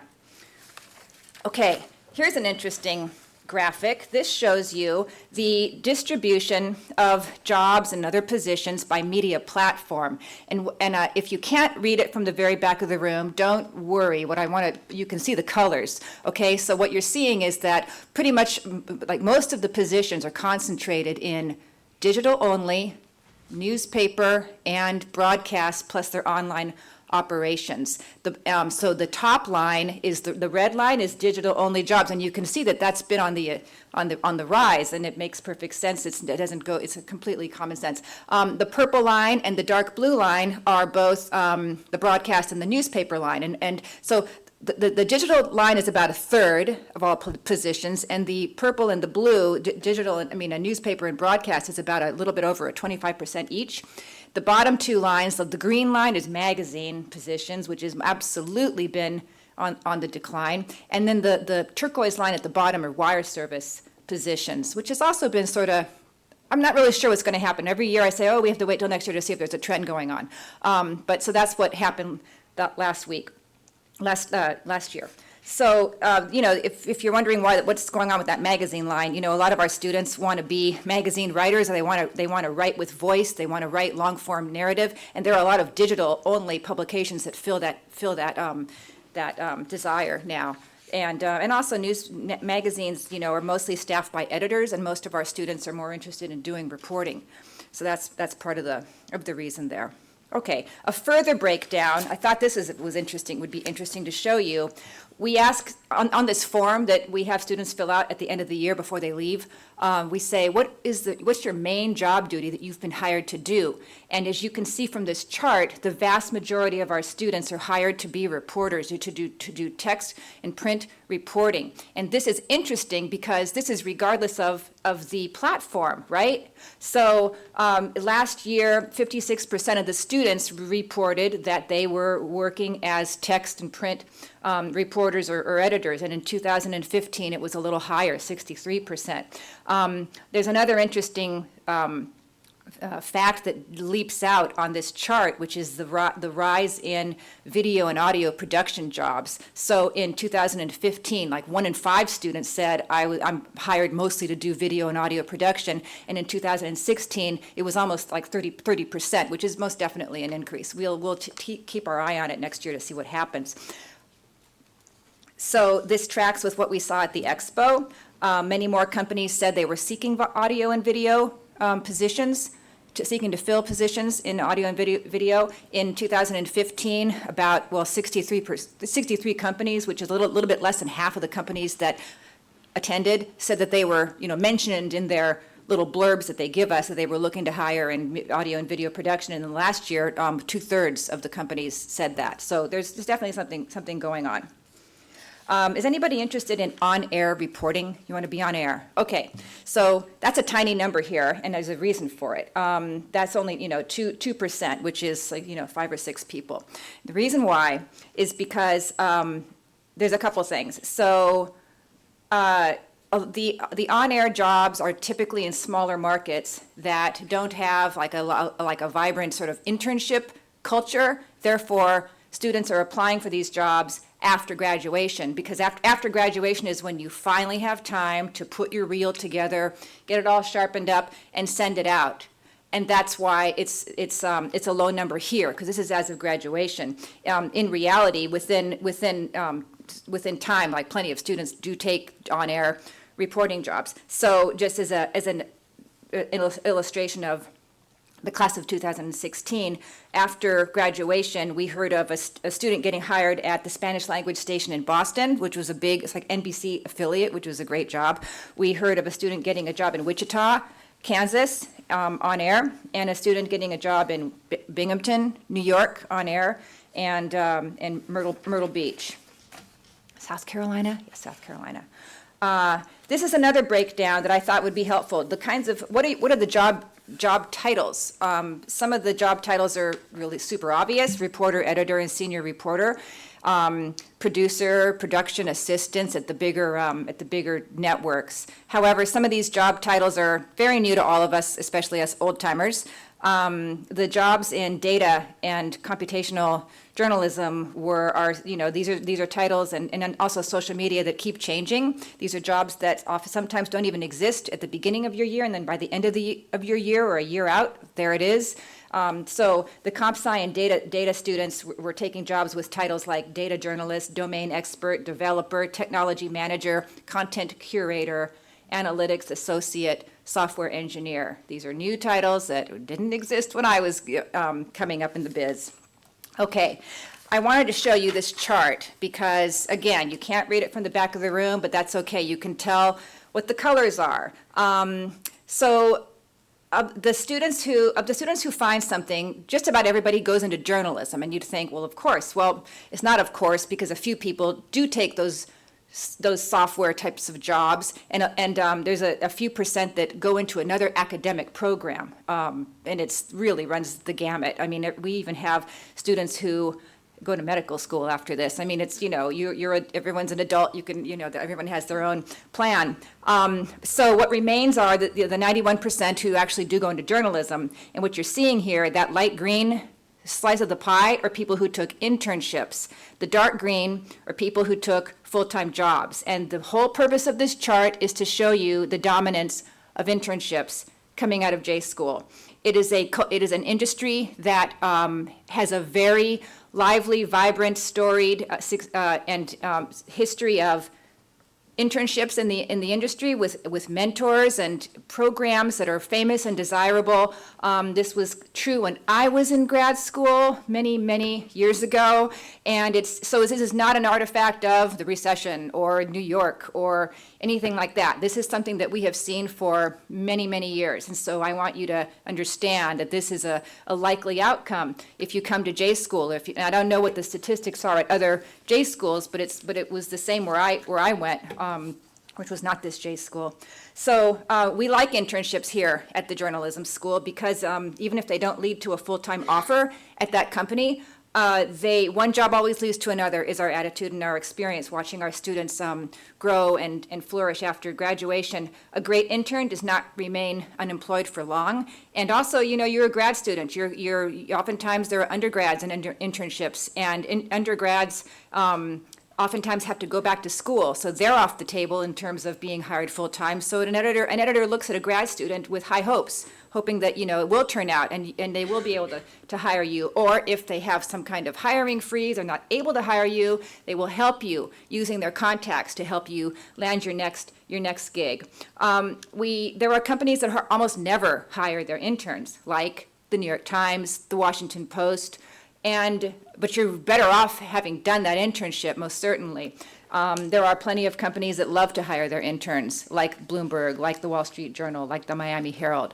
It's a longer list that do like to hire their interns. So just to show you, where our students sort of land in another way, you have in your handouts a list of 100 companies that hired a student from the class of 2016. What I'm showing you here is a concentration of J-School talent in the biggest companies in the country. The talent of our students and the power of the Columbia brand is such that NBC and the Wall Street Journal each hired 4 people from the class of 2016. 16 into jobs or internships or one-year fellowships. Again, this is as of graduation. Students land jobs all summer, and these figures ticked up for some of these companies. So, I mean, as an example, I just got an email from one of the students who was hired by Vanity Fair as a videographer in June or something like that, and she was very proud that she had gotten something in the magazine, so she sent us a link. 2 students were hired at Washingtonian magazine in the summertime. 2 students went to Al Jazeera. A bunch of students get their masters published. It's not the norm to get your masters published, but it happens to a lot of people. And some of the publications that took our students' masters projects and theses were Rolling Stone, the New York Times, and so on. Okay, let me talk about pay. The real reason that you're going into journalism school, the high pay. No, it's a lot of fun. This is a fun career, and as a result, it doesn't pay that well at first, okay? So I did say internships were dominant. So the range of internship pay ranges from pathetic and horrible to pretty decent. The lowest wage was $7.50 an hour, and that is a major news organization. That is not a scratching by, can barely pay their bills kind of company. I'm not going to tell you which one. Up to $1,000 a week, with the pay typically falling between $500 and $700 a week. These are internships. These are short term. This is not a permanent state of your financial, state. Okay, so that's what we always remind students. It's temporary. Don't worry. It's not going to last. Full-time jobs were in the range of 35 to 50. $1,000. A lot of the jobs came with benefits, which is something that we've seen a return of. I would say after the recession, the pay was lower, and benefits were harder to extract out of an employer, and it's becoming more common. The high of 115,000, that's a person with substantial computer science skills, not surprisingly. Okay, do your research, and as you're trying to, weigh, where to go or what school, you can search the Columbia Journalism School's LinkedIn page. It's a goldmine of information and networking opportunities, and also you can just get a snapshot of where people are working. So I did this myself, and this is what I came up with. We have 20 people at BuzzFeed. You have to click on each person's profile and make sure that it's a current job position, and not they're not a blogger, they're not a freelancer, or it wasn't in their past. So that's what I was looking at. I wasn't looking at the bloggers and the freelancers and the people who were at that company. I was looking at current employees in full-time jobs, and this is what I came up with. It's a very impressive list. You can type in politics into that search field and see how many students or how many grads were involved in covering the election that just occurred. So it's a good picture of what happens. Exploring that site is a really good picture of what happens to people after J school, immediately, and also after a few years. Let me just briefly focus on just BuzzFeed. Our students have really excellent jobs at BuzzFeed, really fun jobs, including Deputy Foreign Editor in London, Business Editor, the Worldwide LGBT Reporter, the Human Rights Reporter based in Nairobi, the Immigration Reporter, the Criminal Justice Reporter, the Tech Reporter, the France Editor, the Americas Editor. That's these are the way that BuzzFeed does it is you have your beat and you parachute into big stories and write a huge 3,000 or 4,000 word piece and parachute out. Okay. More on the kinds of stories that our students cover. So our students come from all walks of life. As Brett said earlier, a lot of students come straight from undergrad. There are a lot of career changers here. There are a lot of students who work for 1 or 2 or 3 years in journalism after graduation and then come here because they've always wanted to come to grad school, or they want to increase their skills or shift their focus in journalism. And it's prospective students want to know what's going to happen to me if I come here. Will all of my tears and sweat and money, be worth it?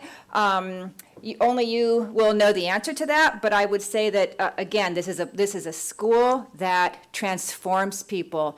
And if you come in here with an open mind and you roll up your sleeves and you're ready to knock yourself out, you really don't know what is going to happen and where your interests will take you. I'm thinking of just one student in particular, Nick Nihamas, who graduated in 2014. Nick had non-journalism kind of internships in college. He, I think, at some point was thinking of law school, so he worked in the public defender's office one summer between his junior and senior year in his home state of New Jersey. And then after college, he was he worked at a digital-only site that was journalistic, pretty journalistic, not like purely, but he had got some good sort of speed deadline experience there.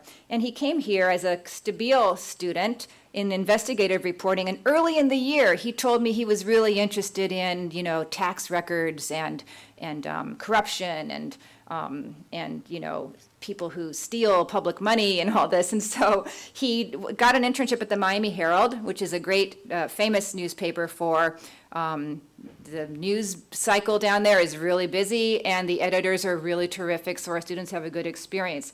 So he went to the Miami Herald. He fell in love with Miami. He fell in love with the Herald. He fell in love with newspapers, a newsroom with, like the Spotlight style of newsroom with people all over the place and, screaming on deadline, and it's very exciting. And he was offered a full-time job, and he stayed, and he was somehow ended up being the lead reporter on the Miami Herald's package contribution to the Panama Papers, which came out in the spring. The Panama Papers made a huge splash when it hit the news in April, and there were only 2 publications in the U.S. that were feeding into that project: the Miami Herald, with Nick at the helm, and Fusion, which also had a bunch of J-School grads managing that project. So our students do really amazing things after graduation. We have a lot of international students here. It's about 40% international this year, and last year it was about the same. So I thought it would be fun just to talk to you about, just what a few of the students did before, during, and after Columbia, who these particular students were on my radar last year after the Paris terrorist attacks in November 2011, a year ago. And the reason why is because as everybody was just riveted on the news, we noticed that there were maybe a dozen alums that we kept seeing on all the bylines at all the major news organizations. So at random, I just chose 3 of them and put them on this slide to show you the kinds of stuff that they did before, during, and after Columbia. So Cecile was a French student who interned at Le Monde before Columbia. Then she came to Columbia. She was very digital. She wanted to get digital skills. She went back to France, her choice, and she got hired by Slate, first as an intern and then as a full-time journalist, and then now she's the editor-in-chief of BuzzFeed France. Anoop he was from Nepal. He went to a tiny college in Tennessee, and he got turned down for all the jobs he applied for. I remember him talking about this, until he applied to Columbia. And when he applied to Columbia and got in, he was able to get an internship at Forbes that summer, right before he got to Columbia. And then he came to Columbia, again, very webby, very digital, but also a really good storyteller. And he got the Atlantic Fellowship, and they sponsored him. And then he went to the Washington Post on the foreign desk, and now he's the deputy foreign editor for BuzzFeed, based in London. Louise was another French student who was a video reporter at La Pointe in France. She came to Columbia. She was more into broadcast journalism. She got the multimedia internship at the AP Bureau in France, in Paris, after graduation, and then she was hired by ABC News. And the latest is she's back in Washington, D.C. for ABC News. Okay. A couple minutes ago, it was mentioned that we have a lot of students who come straight from undergrad.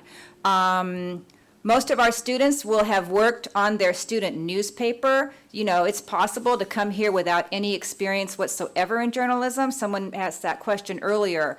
And it's true, but you're going to have a leg up if you have at least worked for your student newspaper, or if you've interned, you know, in the summer, maybe in an internship. All those, you know, the highest level internships, you know, the New York Times, the Washington Post, they are not, those deadlines are early in the fall. So think about it. You get here in August, and then immediately the deadlines start to hit. So the only people who can really apply for those kinds of jobs are people with experience and lots of clips. And that experience and those clips can come from summer internships in journalism or your college newspaper. But it's, you know, in all honesty, if you're coming to journalism absolutely with no experience, you're not going to be competitive for the bigger programs, and that's fine. There's a lot that happens throughout the year. A lot of places that will look at you. So that's just the one comment I wanted to make. So these are some students who came straight from undergrad. And I'll tell you what they were doing. So Ellen was a Canadian, actually, who ended up being the editor-in-chief of her college newspaper at Johns Hopkins, and she came to Columbia, and then she got the Guardian U.S. internship, which was a very breaking news kind of fast-paced internship, and then she was hired back home, features reporter at the Globe and Mail. Josiah was the Metro editor of his Penn State Daily. He was also the sports editor before he was a Metro editor. So he came here thinking he wanted to get away from sports and just really pivot into more hard news and Metro and other issues. And he got, after Columbia, he got the fellowship at the Marshall Project, which is the site that won a Pulitzer Prize this last year. It covers criminal justice, and it's a very fine website. And after that, he's now in his one year long NBC News Associate fellowship. Laura was a section editor at the University of Georgia before Columbia, but she had had a little bit of a detour. She had worked in a nonprofit in Austria. After her year abroad, she went back and, you know, worked in Austria for a bit. So she didn't have that much experience, but the Atlanta Journal-Constitution loves, you know, students from their backyard. And so they gave her an internship, and now she's at the Texas Observer doing a second internship, which is sometimes happens. You know, bouncing around a bit is perfectly normal, and that was her choice. We also have career changers, which I mentioned. Vicki, she was an older student, and she had been a high school teacher for a long time, like 15 years. She had been a high school history teacher, and she came here to get back to her very first love, journalism, which she had left behind back in her college days, and she wanted to get back into journalism, and she took a weekend, she did the part-time program, and she took a weekend job at PBS NewsHour, and now, you know, not surprisingly, makes perfect sense, she's the education editor for PBS NewsHour in Washington. And Roxanne was younger, but she had not done journalism. She was a marketing associate, which meant that she was really good at social media in her marketing internship. And she got an internship at Time Inc., which led to an editorial assistant job at Time Inc. And Mimi Chatter is one of these newer publications that Time Inc. has. And now she's the beauty editor. Okay, that is what I wanted to share with you today. If you have any questions, I can answer questions now.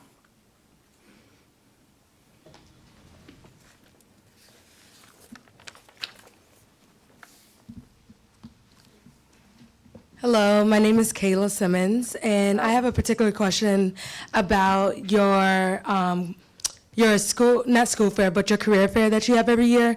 Do you have the opportunity for students to have on the spot interviews, as well as before then, do you have opportunities for career associates who are part of your team to look over our video reels or any other work that we want to submit before applying to jobs?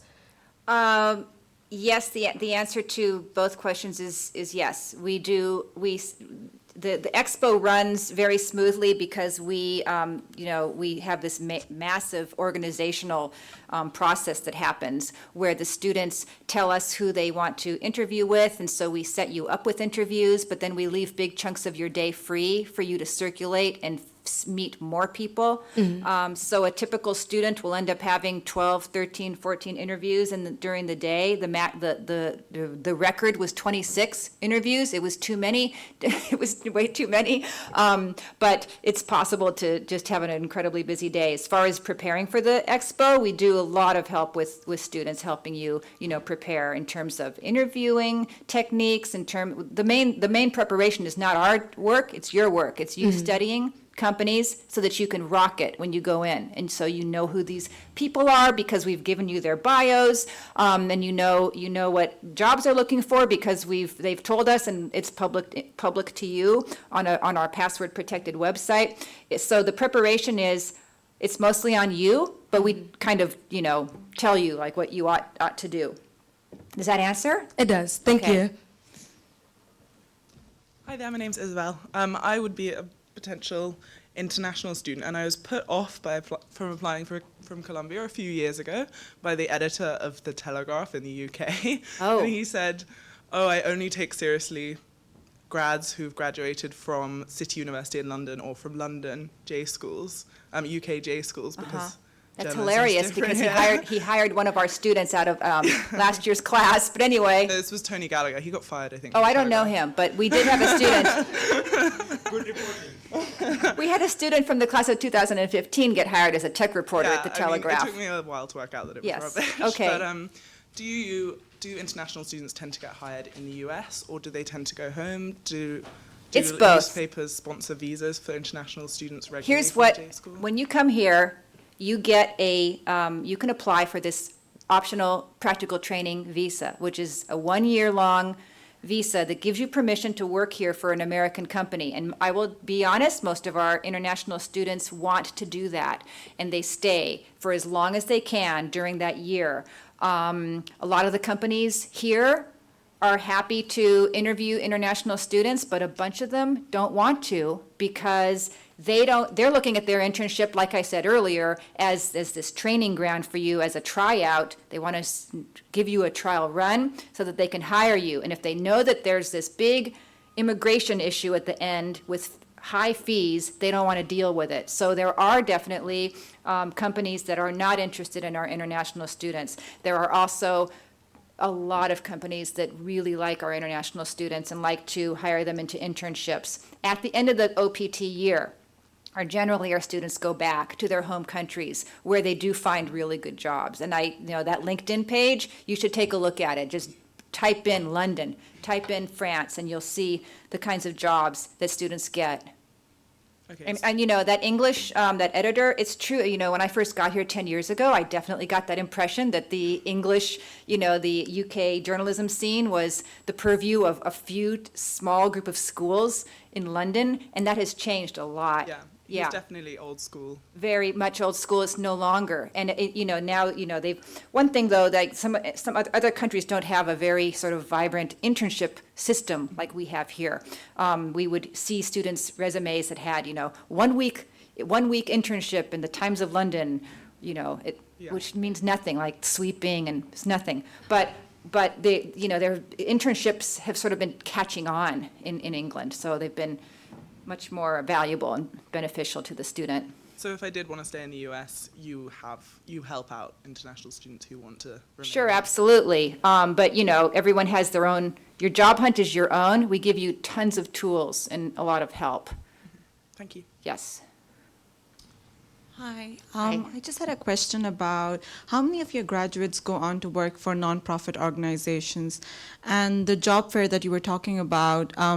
Is it mostly companies like news organizations, or do you have think tanks, human rights organizations, and other people coming here to hire as well? No, this is a journalism school. The job fair is pure journalism. That's the beauty of it. The Army doesn't show up, the Peace Corps doesn't show up, the UN doesn't show up like at your undergrad college. It's just journalism. However, every year there's a few students who are open to nonprofit work, like working for the United Nations, for instance. We do have sources at the UN and these think tanks, but we don't spend a lot of time delving into those companies because that's not the focus of this school. I will say that for the students who decide to go in that direction, the J School degree is really prestigious in New York City, and it's definitely something that helps you do well in an interview, get an interview. Okay, thanks. Sure. Hi, my question was answered regarding the international thing. So I have one more question regarding the, do you have any assistantships in the university we can do, like assistant professor or something like that? No, not that I know of. Brett? Not during the... Yeah. Yeah, all right, thank you. Yes. Jacob Gross, applying for MS. Do you think the career opportunities might be getting worse in the future because there's an industry that keeps contracting? And I've had a number of people tell me not to enter journalism because of that. You know, we have more of a handle on early career, like, you know, journalism, and there's definitely a lot of jobs to be had. I can't deny that there's layoffs going on even still. The Wall Street Journal just had some layoffs. We don't know what's going to happen in the future, but it seems that there's going to be a lot of interest in more journalism, especially in light of, you know, what happened a month ago. Sorry, I can't. If you want to talk to me afterwards, I can talk to you about, you know, like what an older student might, you know, be dealing with. We do have older students here all the time, and they do the same work that everybody else does, and they get the same out of the program that everybody else does. And our students do, you know, our older students do find jobs. Okay? Thanks so much.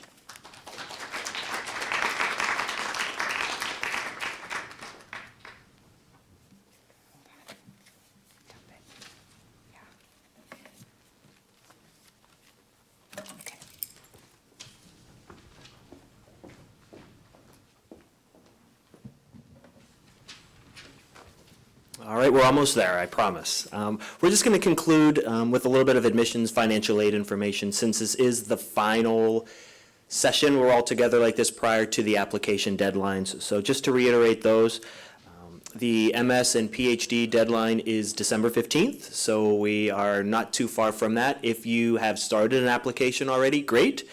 We encourage you to submit that as soon as possible. If you have not started an application yet, don't worry, there is still plenty of time to do it. If you've never seen our application, you can probably create one, go through it in 20, 30 minutes tops, even being distracted by something you're watching, and still get it done. So you still have plenty of time. Most of the materials that we require you upload with the application. All of the programs require essays.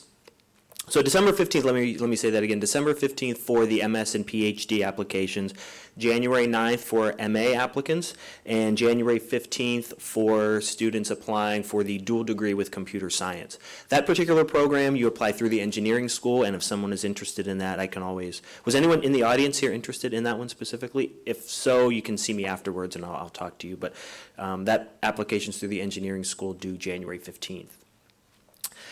Many require the same materials, no matter what program you're interested in. 2 essays, an autobiographical and a professional essay. If you are applying for one of the MS specialization areas, which are optional, everybody would be traditionally enrolled in our multimedia, comprehensive, multi-platform program. But if you are interested in one of the specializations, there's a specialization in documentary filmmaking, in investigative journalism, and data journalism. Those each require a separate essay. There are 3 writing clips that are required. One more quick note about essays. For the MA applicants, there is also a specific essay for whichever subject area you're interested in pursuing as to why that is. 3 writing samples for both programs. Your resume, your transcript, and all of that just gets uploaded with the application. You have to also put the contact information of 3 recommenders. They will be sent an email automatically, and they will send your reference back to us directly. One note about transcripts, it should be the transcript you would get from your school's registrar's office. Every school that you attended, undergraduate, graduate, Say you attended a community college, then you completed your degree at a four-year institution, got a graduate degree somewhere, we would need a transcript from every one of those schools. So you should list every school that you attended. We would need a transcript from every school. You can upload those transcripts, but they really should be transcripts that you receive from the university's registrar's office. Don't take a photo of it and upload the photo of the transcript. If you have a paper copy, scan it and upload it as a PDF document, and that should be fine. For international students, for some countries, India, for example, some Latin American countries, if you have completed your degree, you have a degree certificate, we also need that as well. If you have attended a school outside of the US, perhaps, in another language, we need both the original language transcript as well as a certified translation. So transcripts are, as you can see, pretty specific.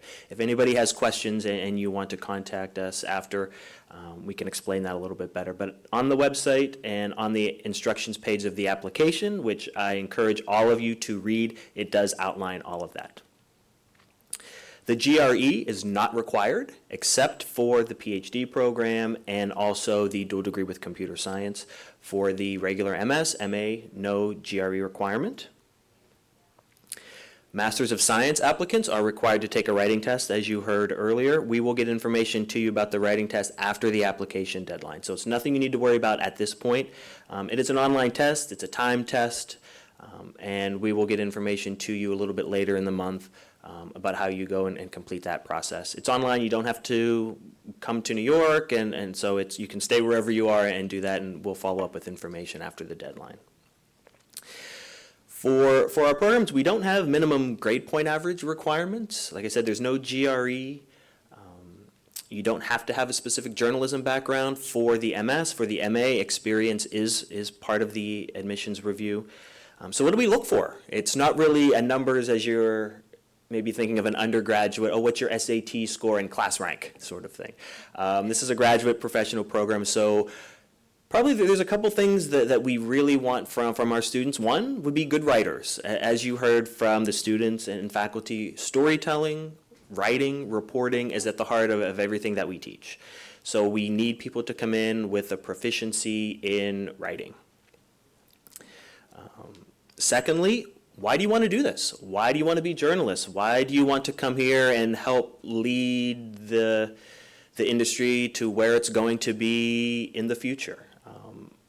We have been around, as you heard, for over 100 years, started by a man by the name of Joseph Pulitzer, who hopefully you've heard of. So we have a real foundation, a real tradition here, and we like to think we're training the next generation of journalists to take the industry to wherever it's going. Honestly, we can't tell you where it's going to be in 5, 10, 15, 20 years. It's going to be here.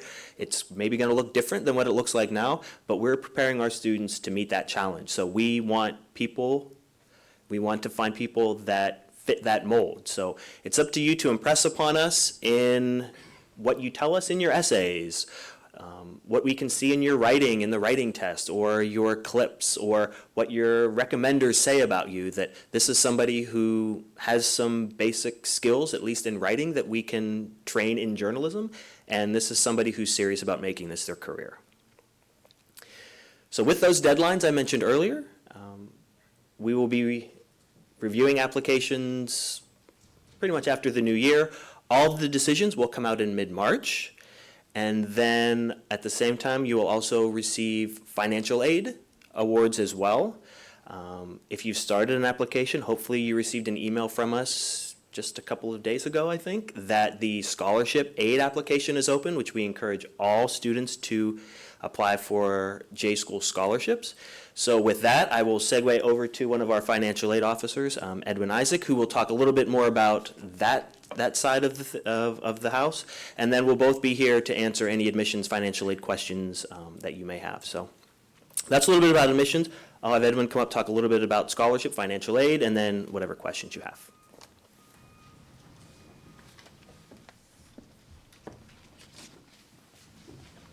Good afternoon, everybody. This is going to be short and sweet. I'm just going to give you some numbers so you have some financial information to take back home with you. For the Master of Science program, and again, I should also add that these are estimates. We'll have the finalized figure by the second quarter of 2017. For the MS program, we are estimating about $68,000 for tuition and fees. For the part-time students for the first year, $38,000. JNMA, that's Master of Arts, a little over $60,000. Dual degrees, that's on a per credit basis, but we estimate about 70 for the first year. That's just tuition and fees. And for PhD students out there, 62,000. But for PhD students, that'll be fully covered by us, and you will also receive a stipend of about $30,000. What we also do is an estimate for what your cost of living would be. That varies as far as the length of time, but per month, we estimate about a little over $3,000 per month. But again, each program is a different length of time, so that might actually be more for certain people based on what program you're in. But at the same time, it could be $5,000 per month, right? If you want to get your own apartment right next door and go to these nice restaurants every single day and go to Starbucks every single day. Or it could be maybe $2,000, right? If you want to bring in your lunch every day and make your own pot of coffee. So it's up to you and how you want to, figure out how you want to live and spend your time here. You can certainly find an apartment and share it with 3 other people and spend a couple hundred, maybe $600 to $800 per month. That's definitely possible. I did that for my first couple of years here. And again, you can spend $2,500 to $3,000 a month if you would like to do that as well. So that's certainly up to you. But we estimate probably around $3,000 for your living, your eating, traveling, all that. It'll cost you per month. Okay. Now to the actual financial aid component, because I know everyone doesn't want to spend $70,000 on tuition. So how can we help you pay for that? We do have a scholarship application that has to be submitted by February 1st. About 60% of students who complete the application actually receive some aid from us. International students and citizens are all eligible. Average range is between about 10 and 20,000 for the full-time students. A little bit less for the part-time students. We evaluate you on your financial need, your merit, and also we look at the restrictions we have on the money. So all of our money is donated to us, and the people who donate that money to us, they can put restrictions on that money. So, for example, maybe somebody sends us some money, they want us to give it to women who want to go into international broadcast, or men who want to go into newspaper writing, so things like that. We have a good amount of scholarships available, so just make sure you apply by the deadline and do not wait until after you receive your decision, because as Brett said, when we give you your decision on admissions, we also give you your financial aid package, and we give out all the money that we have. So if you're going to assume that you have a higher probability of being admitted if you do not request aid, that assumption would be wrong. And if you make that assumption and ask for money after you receive your decision, the response will be, we have no more money to give you. Okay, so submit that application. That's just for institutional aid from us. Please take the time now to look for outside scholarships. There are scholarships available now for students who are going to start next year. Just go ahead and take the time to do that. There's a link on our website that will lead you to a list of outside scholarships. But obviously that is not all the outside scholarships that are out there. Look at your hometowns as far as small law firms, charter banks. They might be offering, maybe $500,000, $1,000 scholarship. But we've had students in the past who have been fully covered by outside scholarships. So please take the time to do so. And I do know there is one specifically for women who get admitted, and everybody will have an opportunity to apply to that one. Every female will have an opportunity to apply for that one, and I think that comes out in January, maybe early February. The last part I'll talk about is your federal aid options. As a graduate student, you have one option, that is loans. And Within that, there are two different loans. One is called an unsubsidized loan for $20,500, and then the second option is called a Graduate Plus loan. That is a loan which can cover the remainder of your costs if approved. So that first loan, the unsubsidized, that's guaranteed as long as you're a citizen. You're guaranteed to receive the $20,500. The Graduate Plus loan, you would have to pass a credit check, which in my history, most people do. Okay, so with that, Brett and I will take questions on admissions and/or financial aid. Right, now that you are, what was all of that? I got none of that. We can certainly entertain any final questions that you may have before we send you out on this beautiful New York winter afternoon. So again, if anyone has questions, they want to go up to the center microphone, we can field those.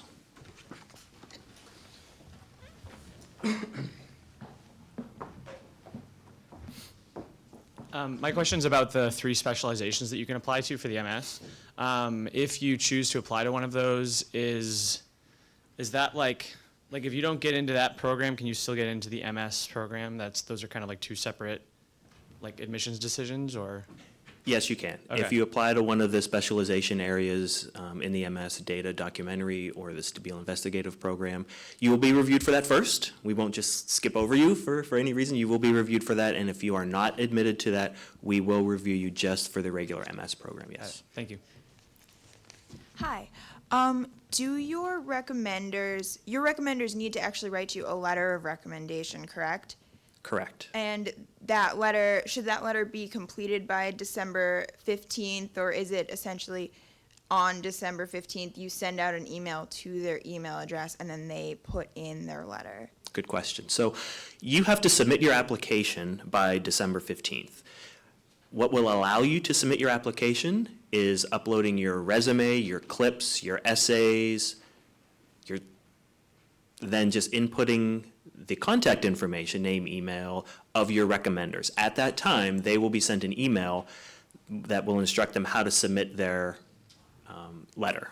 So they have so there are a few things that can come in later after, as long as you have your application submitted, great.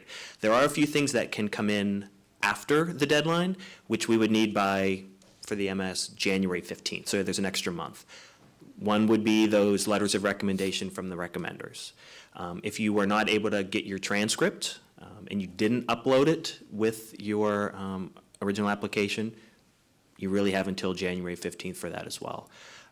And also any test scores, anybody that has to take the TOEFL, for example, that as long as you've inputted for that the date you're taking the test, that will allow you to submit it, but we actually need that score report by January 15th. So there's a few things that can come in after the deadline, and yes, the recommendations is one. Okay, thank you. Mm-hmm.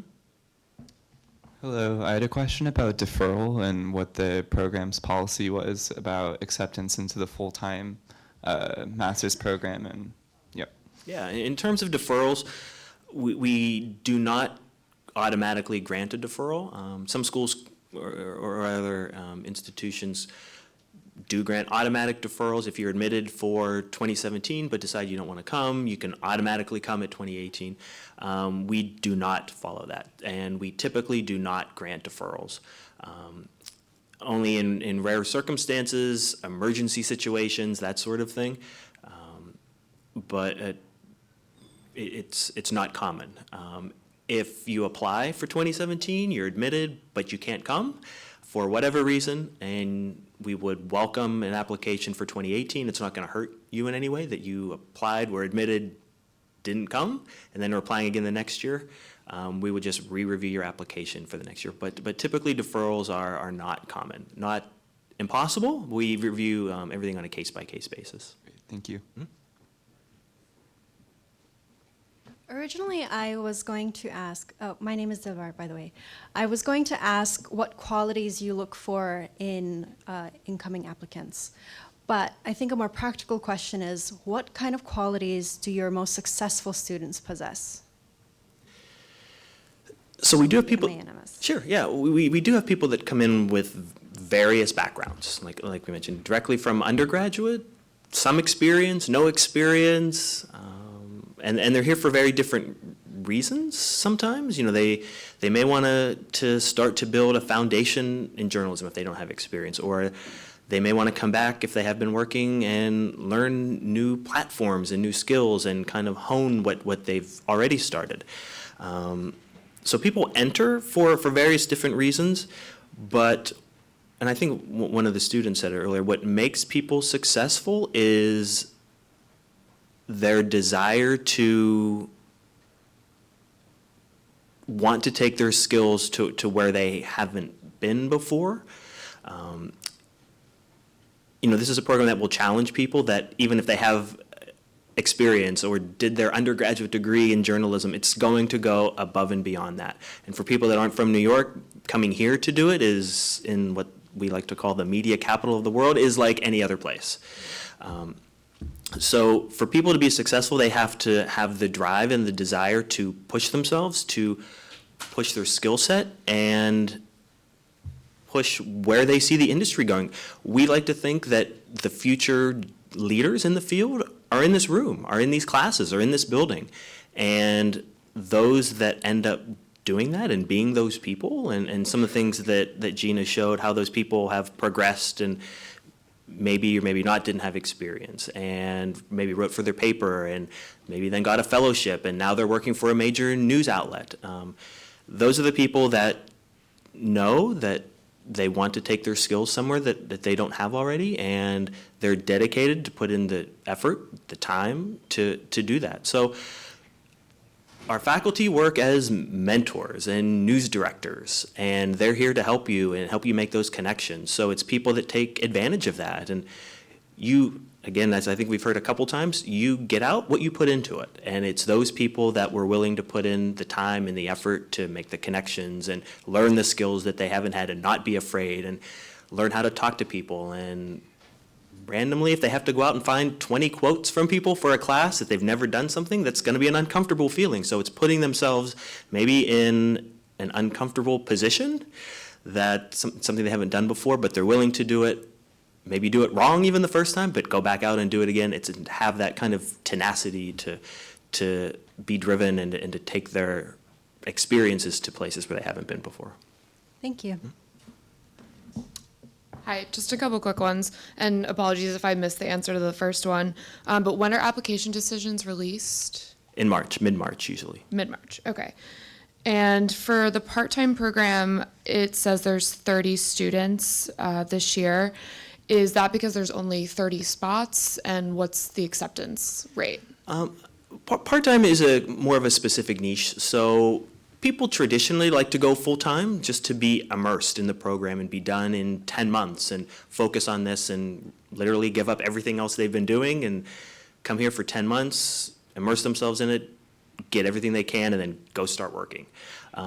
If people have a great job that they don't want to give up, part-time is a definite option. Maybe people are supporting a family and it's something that they can't, obviously that they have life restrictions that they can't give up everything. So then the part-time is the option that could fit them. You don't have to have those restrictions on you to do the part-time. Some people may just want to do part-time because that's all they feel they can give, sure. But it's just usually more of a niche for specific people with specific restrictions in their lives. But Sorry, so so is it 30 limited spots, or is that like a flexible number? It's flexible, sure. Oh, okay. That's not always, Okay. we have a cutoff at 30 or anything like that, yeah. Okay, and then It's a smaller applicant pool, obviously, so. Okay. Yeah. And is there acceptance rates for both the full-time and the part-time program? I mean, for the full-time, typically we may get around 700-800 applications in any given year. Who knows? We don't know what it's going to be quite yet this year, but in our class for that is typically around 200. Okay. So when we kind of start with this number and we end up here, so the part-time is going to be a little smaller cohort. Obviously, as many aren't going to apply to that. So we kind of start lower and we always end up lower, but for that program we may get, give or take maybe around 100 applicants or something like that for that. Okay, thanks. In terms of submitting writing samples, how do you feel about ones where the applicant was a ghostwriter? For the writing samples, the best rule to go by is if what you're submitting, you can truly and honestly say, this is a true and honest representation of my work and my abilities. And if I wrote it, I edited it, this is me, and if someone asks, did I write this? I would say yes, and this is my work. For something like that, you start to get into a gray area where, okay, did they write it, but did they write it for somebody else? And did somebody else have input, and did they look at this and edit this? So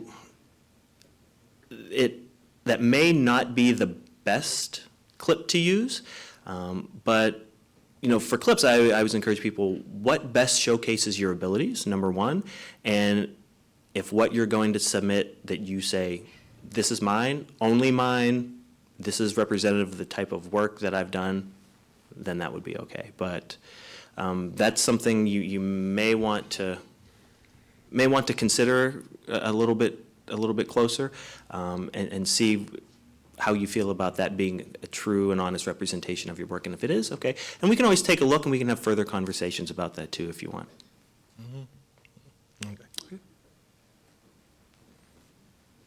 Are there any financial aid questions? This is concerning me that no one cared. No. Some water? Edwin's nice to sitting over here just waiting for some financial aid questions. Hi, my name is Mariana. I am a PhD applicant, and I have two questions. The first one is about the test scores. How much weight does that have in my application? Yeah, for any applicant, there's nothing specific that, so this is weighted this and this. I mean, we do a very holistic review of all of the materials that you submit, your transcript, your essays, your resume, recommendations, all of that. We do a very holistic review. So, if there's 10 things that you end up submitting with the application, give or take, we're going to look at all 10 things and weigh one versus another.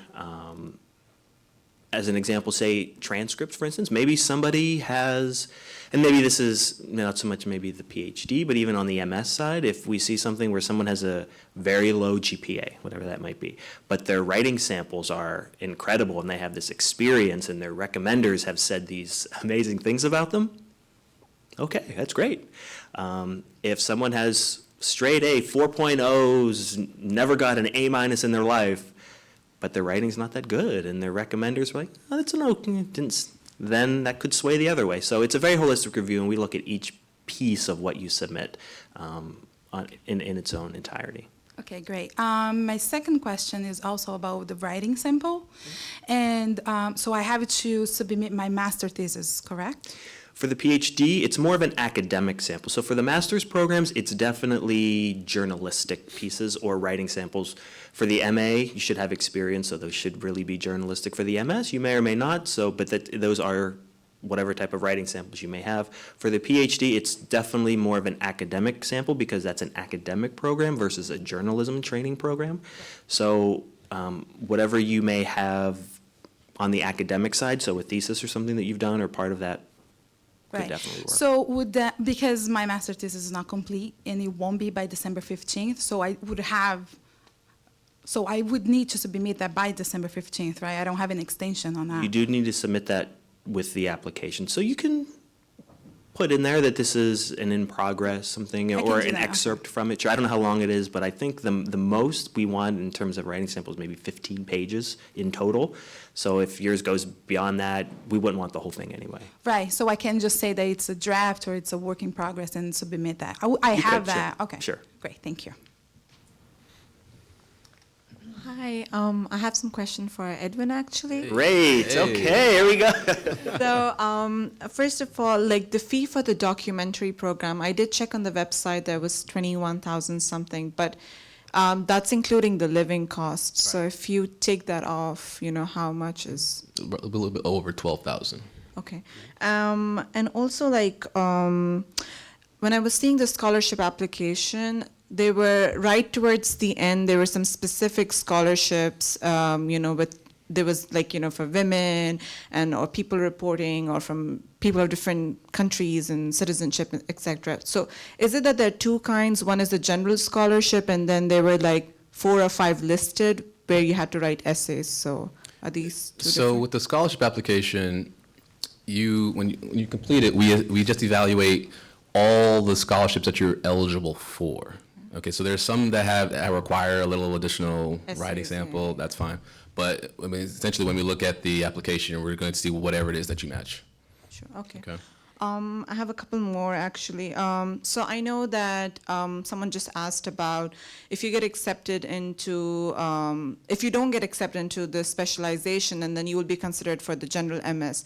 But what if it's the other way around? You know, what if you do get accepted into, let's say, data or documentary, but for some reason you decide to change your mind and you just want to go back to just doing general. So how does it work? How much time do you have, you know? We could just communicate with us.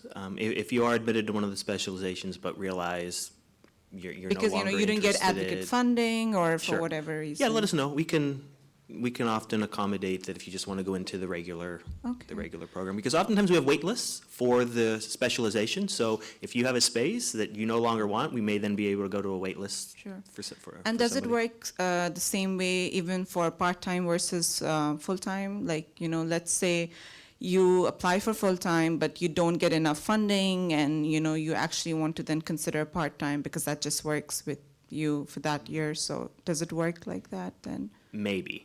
It's going to depend on space. Okay. Typically, all the spaces are going to be taken. If we have an even number of people that we've heard from that say, oh, I was admitted to full-time or part-time but want to switch to the other program, if it's an even swap, sort Okay. of, then that's usually not a problem.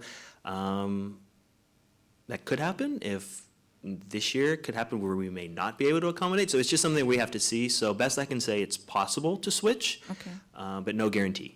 And correct me if I'm wrong, the part-time option that's just open to the citizens and the permanent residents. Right, What for- about international applicants? You know, if the reason is, I mean, I'll be applying as an international applicant, so my reason may not be a job, but, you know, I have other commitments, and so I mean, Yeah, do you it's- really look at that as on a case-by-case basis, or? Well, given the visa requirements, that for international students, it requires them to go full-time. Okay. So that's typically the reason why international students can't enroll in the part-time program. Okay.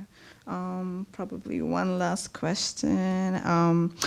The documentary program, are the classes mostly for the documentary specialization geared towards the last 6 months, or is it sort of like spread out throughout the The 1.5? documentary program is a little bit different than the other specializations because it does add an extra semester. So you go through the regular 10-month program, and then you would focus on the documentary specialization in either the summer or the fall following the 10 months. So it does add a little extra time onto that. Sure, okay.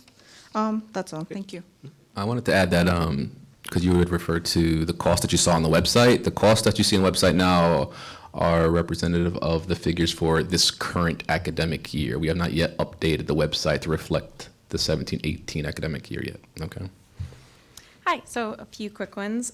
Transcript question, for study abroad programs that were through your US-based institution, do you need to include the transcript for your foreign institution that you attended?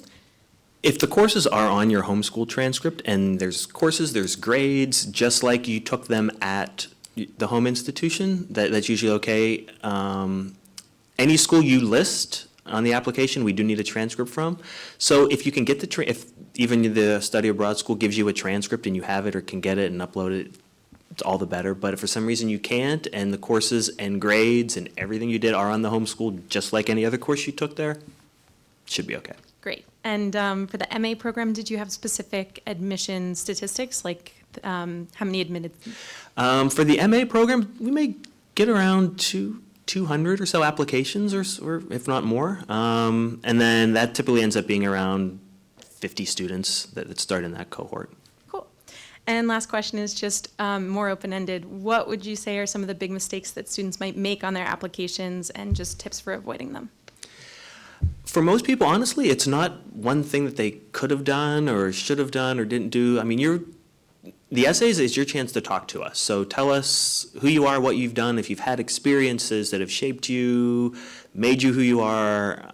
You know, that's just, hey, this is me, this is why I want to pursue this program. The clips, whatever you think best showcases your abilities. For recommenders, choose people that know you best, that can speak to your ability to do graduate level work, that know your journalism abilities, people you've worked for. Your transcript is your transcript. You can't do anything for most people about that now. Your resume, just make sure you tell us everything that you've done, where you've worked, your accomplishments, awards, leadership, those sorts of things. So just lay out for us your best case. And again, we look at all of those things as a whole. So it's usually not, oh, if he or she would have just put this down or that. It's usually a more of a macro picture of things. So not a lot of people putting like Dear Northwestern at the top of the. It's not going to help you if you do that. I'm just no. Hi, how you doing? My name's Jessica. Kind of going off of the journalistic or written work examples. In my case, I'm a set PA. I've done that for years. So my writing samples are more of maybe creative based, not really journalistic, but I do want to merge into that, especially with radio storytelling. So I'm a little nervous and apprehensive about what the scholar, like for what we should send you guys. If we don't have anything really strong enough, is it good for us to wait another year and start a WordPress page and, you know, build more of a creative portfolio, if you will? I mean, people can always, like you heard one of the students, she really didn't have too much coming in, so she started to write about things on her own just to submit for her application. Okay. So you can do things like that. If you don't have specific writing clips, so on the application, there's two sections, one for written samples and one for multimedia clips. Okay. So you only need 3 in total. So you can put a link to something you have online. We've had people that have put links to their blog. So anything that shows creativity is good. Okay. Your ability to think or critique or analyze or for us to gauge your thought process. And so all of those things kind of count in terms of what we look for or what makes you a good writer. We definitely would like to see your written abilities. But if that also shows creativity and all those other things, that's certainly okay. Okay, cool. And then the transcripts, do they need to be like recent copies? Because I have one, but God knows when I got it. If it has everything you've done? Yeah, I mean, if yeah. it's up to date, that's yeah, fine. I mean, it's up to date with what I've accomplished, but not like maybe like I graduated in 2003 from my undergrad. So That's okay, but you have nothing on that transcript since, after right? that, academically, no. No, then that's fine. All right, cool. Yeah. And then Edwin, scholarships. Do you find, because I'm going to go as part-time, do you find that the scholarships you get more out of when you're a full-timer? Like, do they have less opportunity scholarships out there, even outside ones? In your experience, have you found for part-timers? Is it harder for us to get scholarships, basically? I would say most outside scholarship recipients are full-time students, Yeah. definitely. Okay. Yeah, so- but at the same time, though, I mean, you still have a good probability of getting money from us. Maybe not as much money, but at the same time, your cost is less, right? Yeah. So you're not going. That's generally the philosophy we have. But outside scholarship, generally, it is full-time. But Okay. I mean, you can reach out to me, and I can send you some specifically for part-time students. Okay, cool. And then that 38,000 that you said, is that per semester, if you will? Because basically we're No. taking. 38's for the year. Oh, 38's for the year. Yeah, tuition and fees for the year, but you're coming Okay. for 2 years, right? Exactly. Okay. So totally. You'll say, oh, all right, cool. All right, thanks. No problem. Looks like we have 2 more. Sorry. A couple of questions. One about recommenders. Would it be better to have 2 recommenders from the same magazine and then a professor, or 2 professors and 1 magazine editor? I mean, it depends. Some people coming directly from undergraduate are going to have maybe more academic references. People that have some work experience behind them are maybe going to have more professional references. It's not a specific right or wrong, but who you think best knows you. If you do have experience and you have a couple people who can speak to that you've worked for, I think that could definitely carry So it doesn't some matter weight. if they work at the same magazine, like one's the editor, one's the dep ed. I mean, if those are the 2 people you have, if they can maybe speak a little bit differently, if you've had different interactions or different experiences with them, I think that's fine. Diversity is good, though. If you do have somebody else, maybe from a different Yeah, I mean, the outlet only other could people I work, would so- have as professors, because Okay. I've worked like in a museum as well, but that doesn't really speak to my writing. Yeah, hopefully the 2 from the same publication wouldn't say the same things. So They could probably Yeah. elaborate. Okay. And then my other question was for Edwin. How, in your experience, do most people afford it? You must often have cases every year where people just can't come because they can't afford it, and what is your experience of that? Because it is a lot of money, and like It is. I'm still trying to work that out. Yes, I understand that completely. I get to deal with that. So, I mean, there's a variety of different ways to pay, right? You can maybe get a substantial scholarship from us. But again, the average range is probably around 10 to 20,000 for full-time students. I see a lot of students doing payment plans, so you can pay per month. A lot of students do that. I think probably the majority of students do that. And a good amount of students take out loans, substantial loans. I mean, I think almost all the I wouldn't say all the part-time, but a good percentage of students take out the full unsubsidized loan. That's the one that's for $20,500. Yeah, that's not for international though, is it? Oh, excuse me. No, not for international. That's for our citizens. For international students, they're essentially just using a scholarship, and they're utilizing a payment plan. That's essentially what I've been seeing from international students. Some of them have third parties help them as well. I could probably send you some information about that. Okay, but usually they're just whatever we give them, and then they're doing it out of pocket. Thanks. No problem.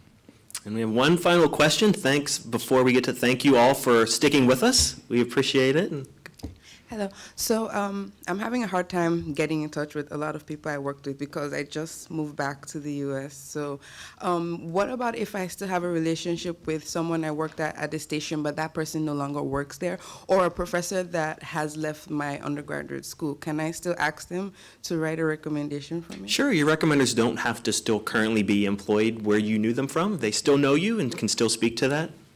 Okay. That's fine. Then about my essays, about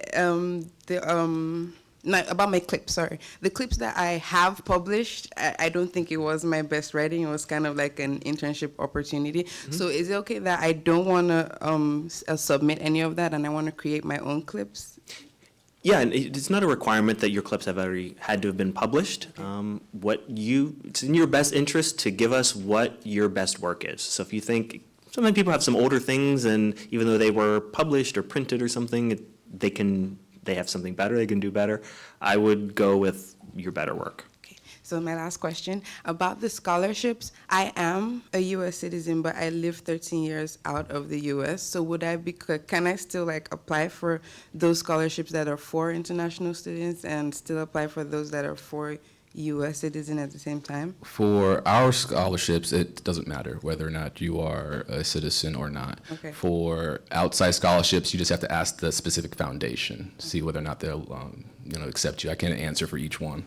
Okay. Thank you. Okay. And to the last question too, you are eligible to apply for private loans if you're an international student. You just most likely will need a co-signer who lives in the United States. Okay, thank you all for coming. One quick note, is anybody here interested in broadcast? Was it perhaps a broadcast student? If in the back, Jim Biddle, he works here at the journalism school. He has offered, if anybody wants to go and see the broadcast facilities upstairs, he can escort you up there. So if you want to see him in the back there, he's willing to do that. Otherwise, thank you for coming, spending your day with us. We appreciate it. If you have any questions prior to any of the application deadlines, please reach out and let us know. Thank you.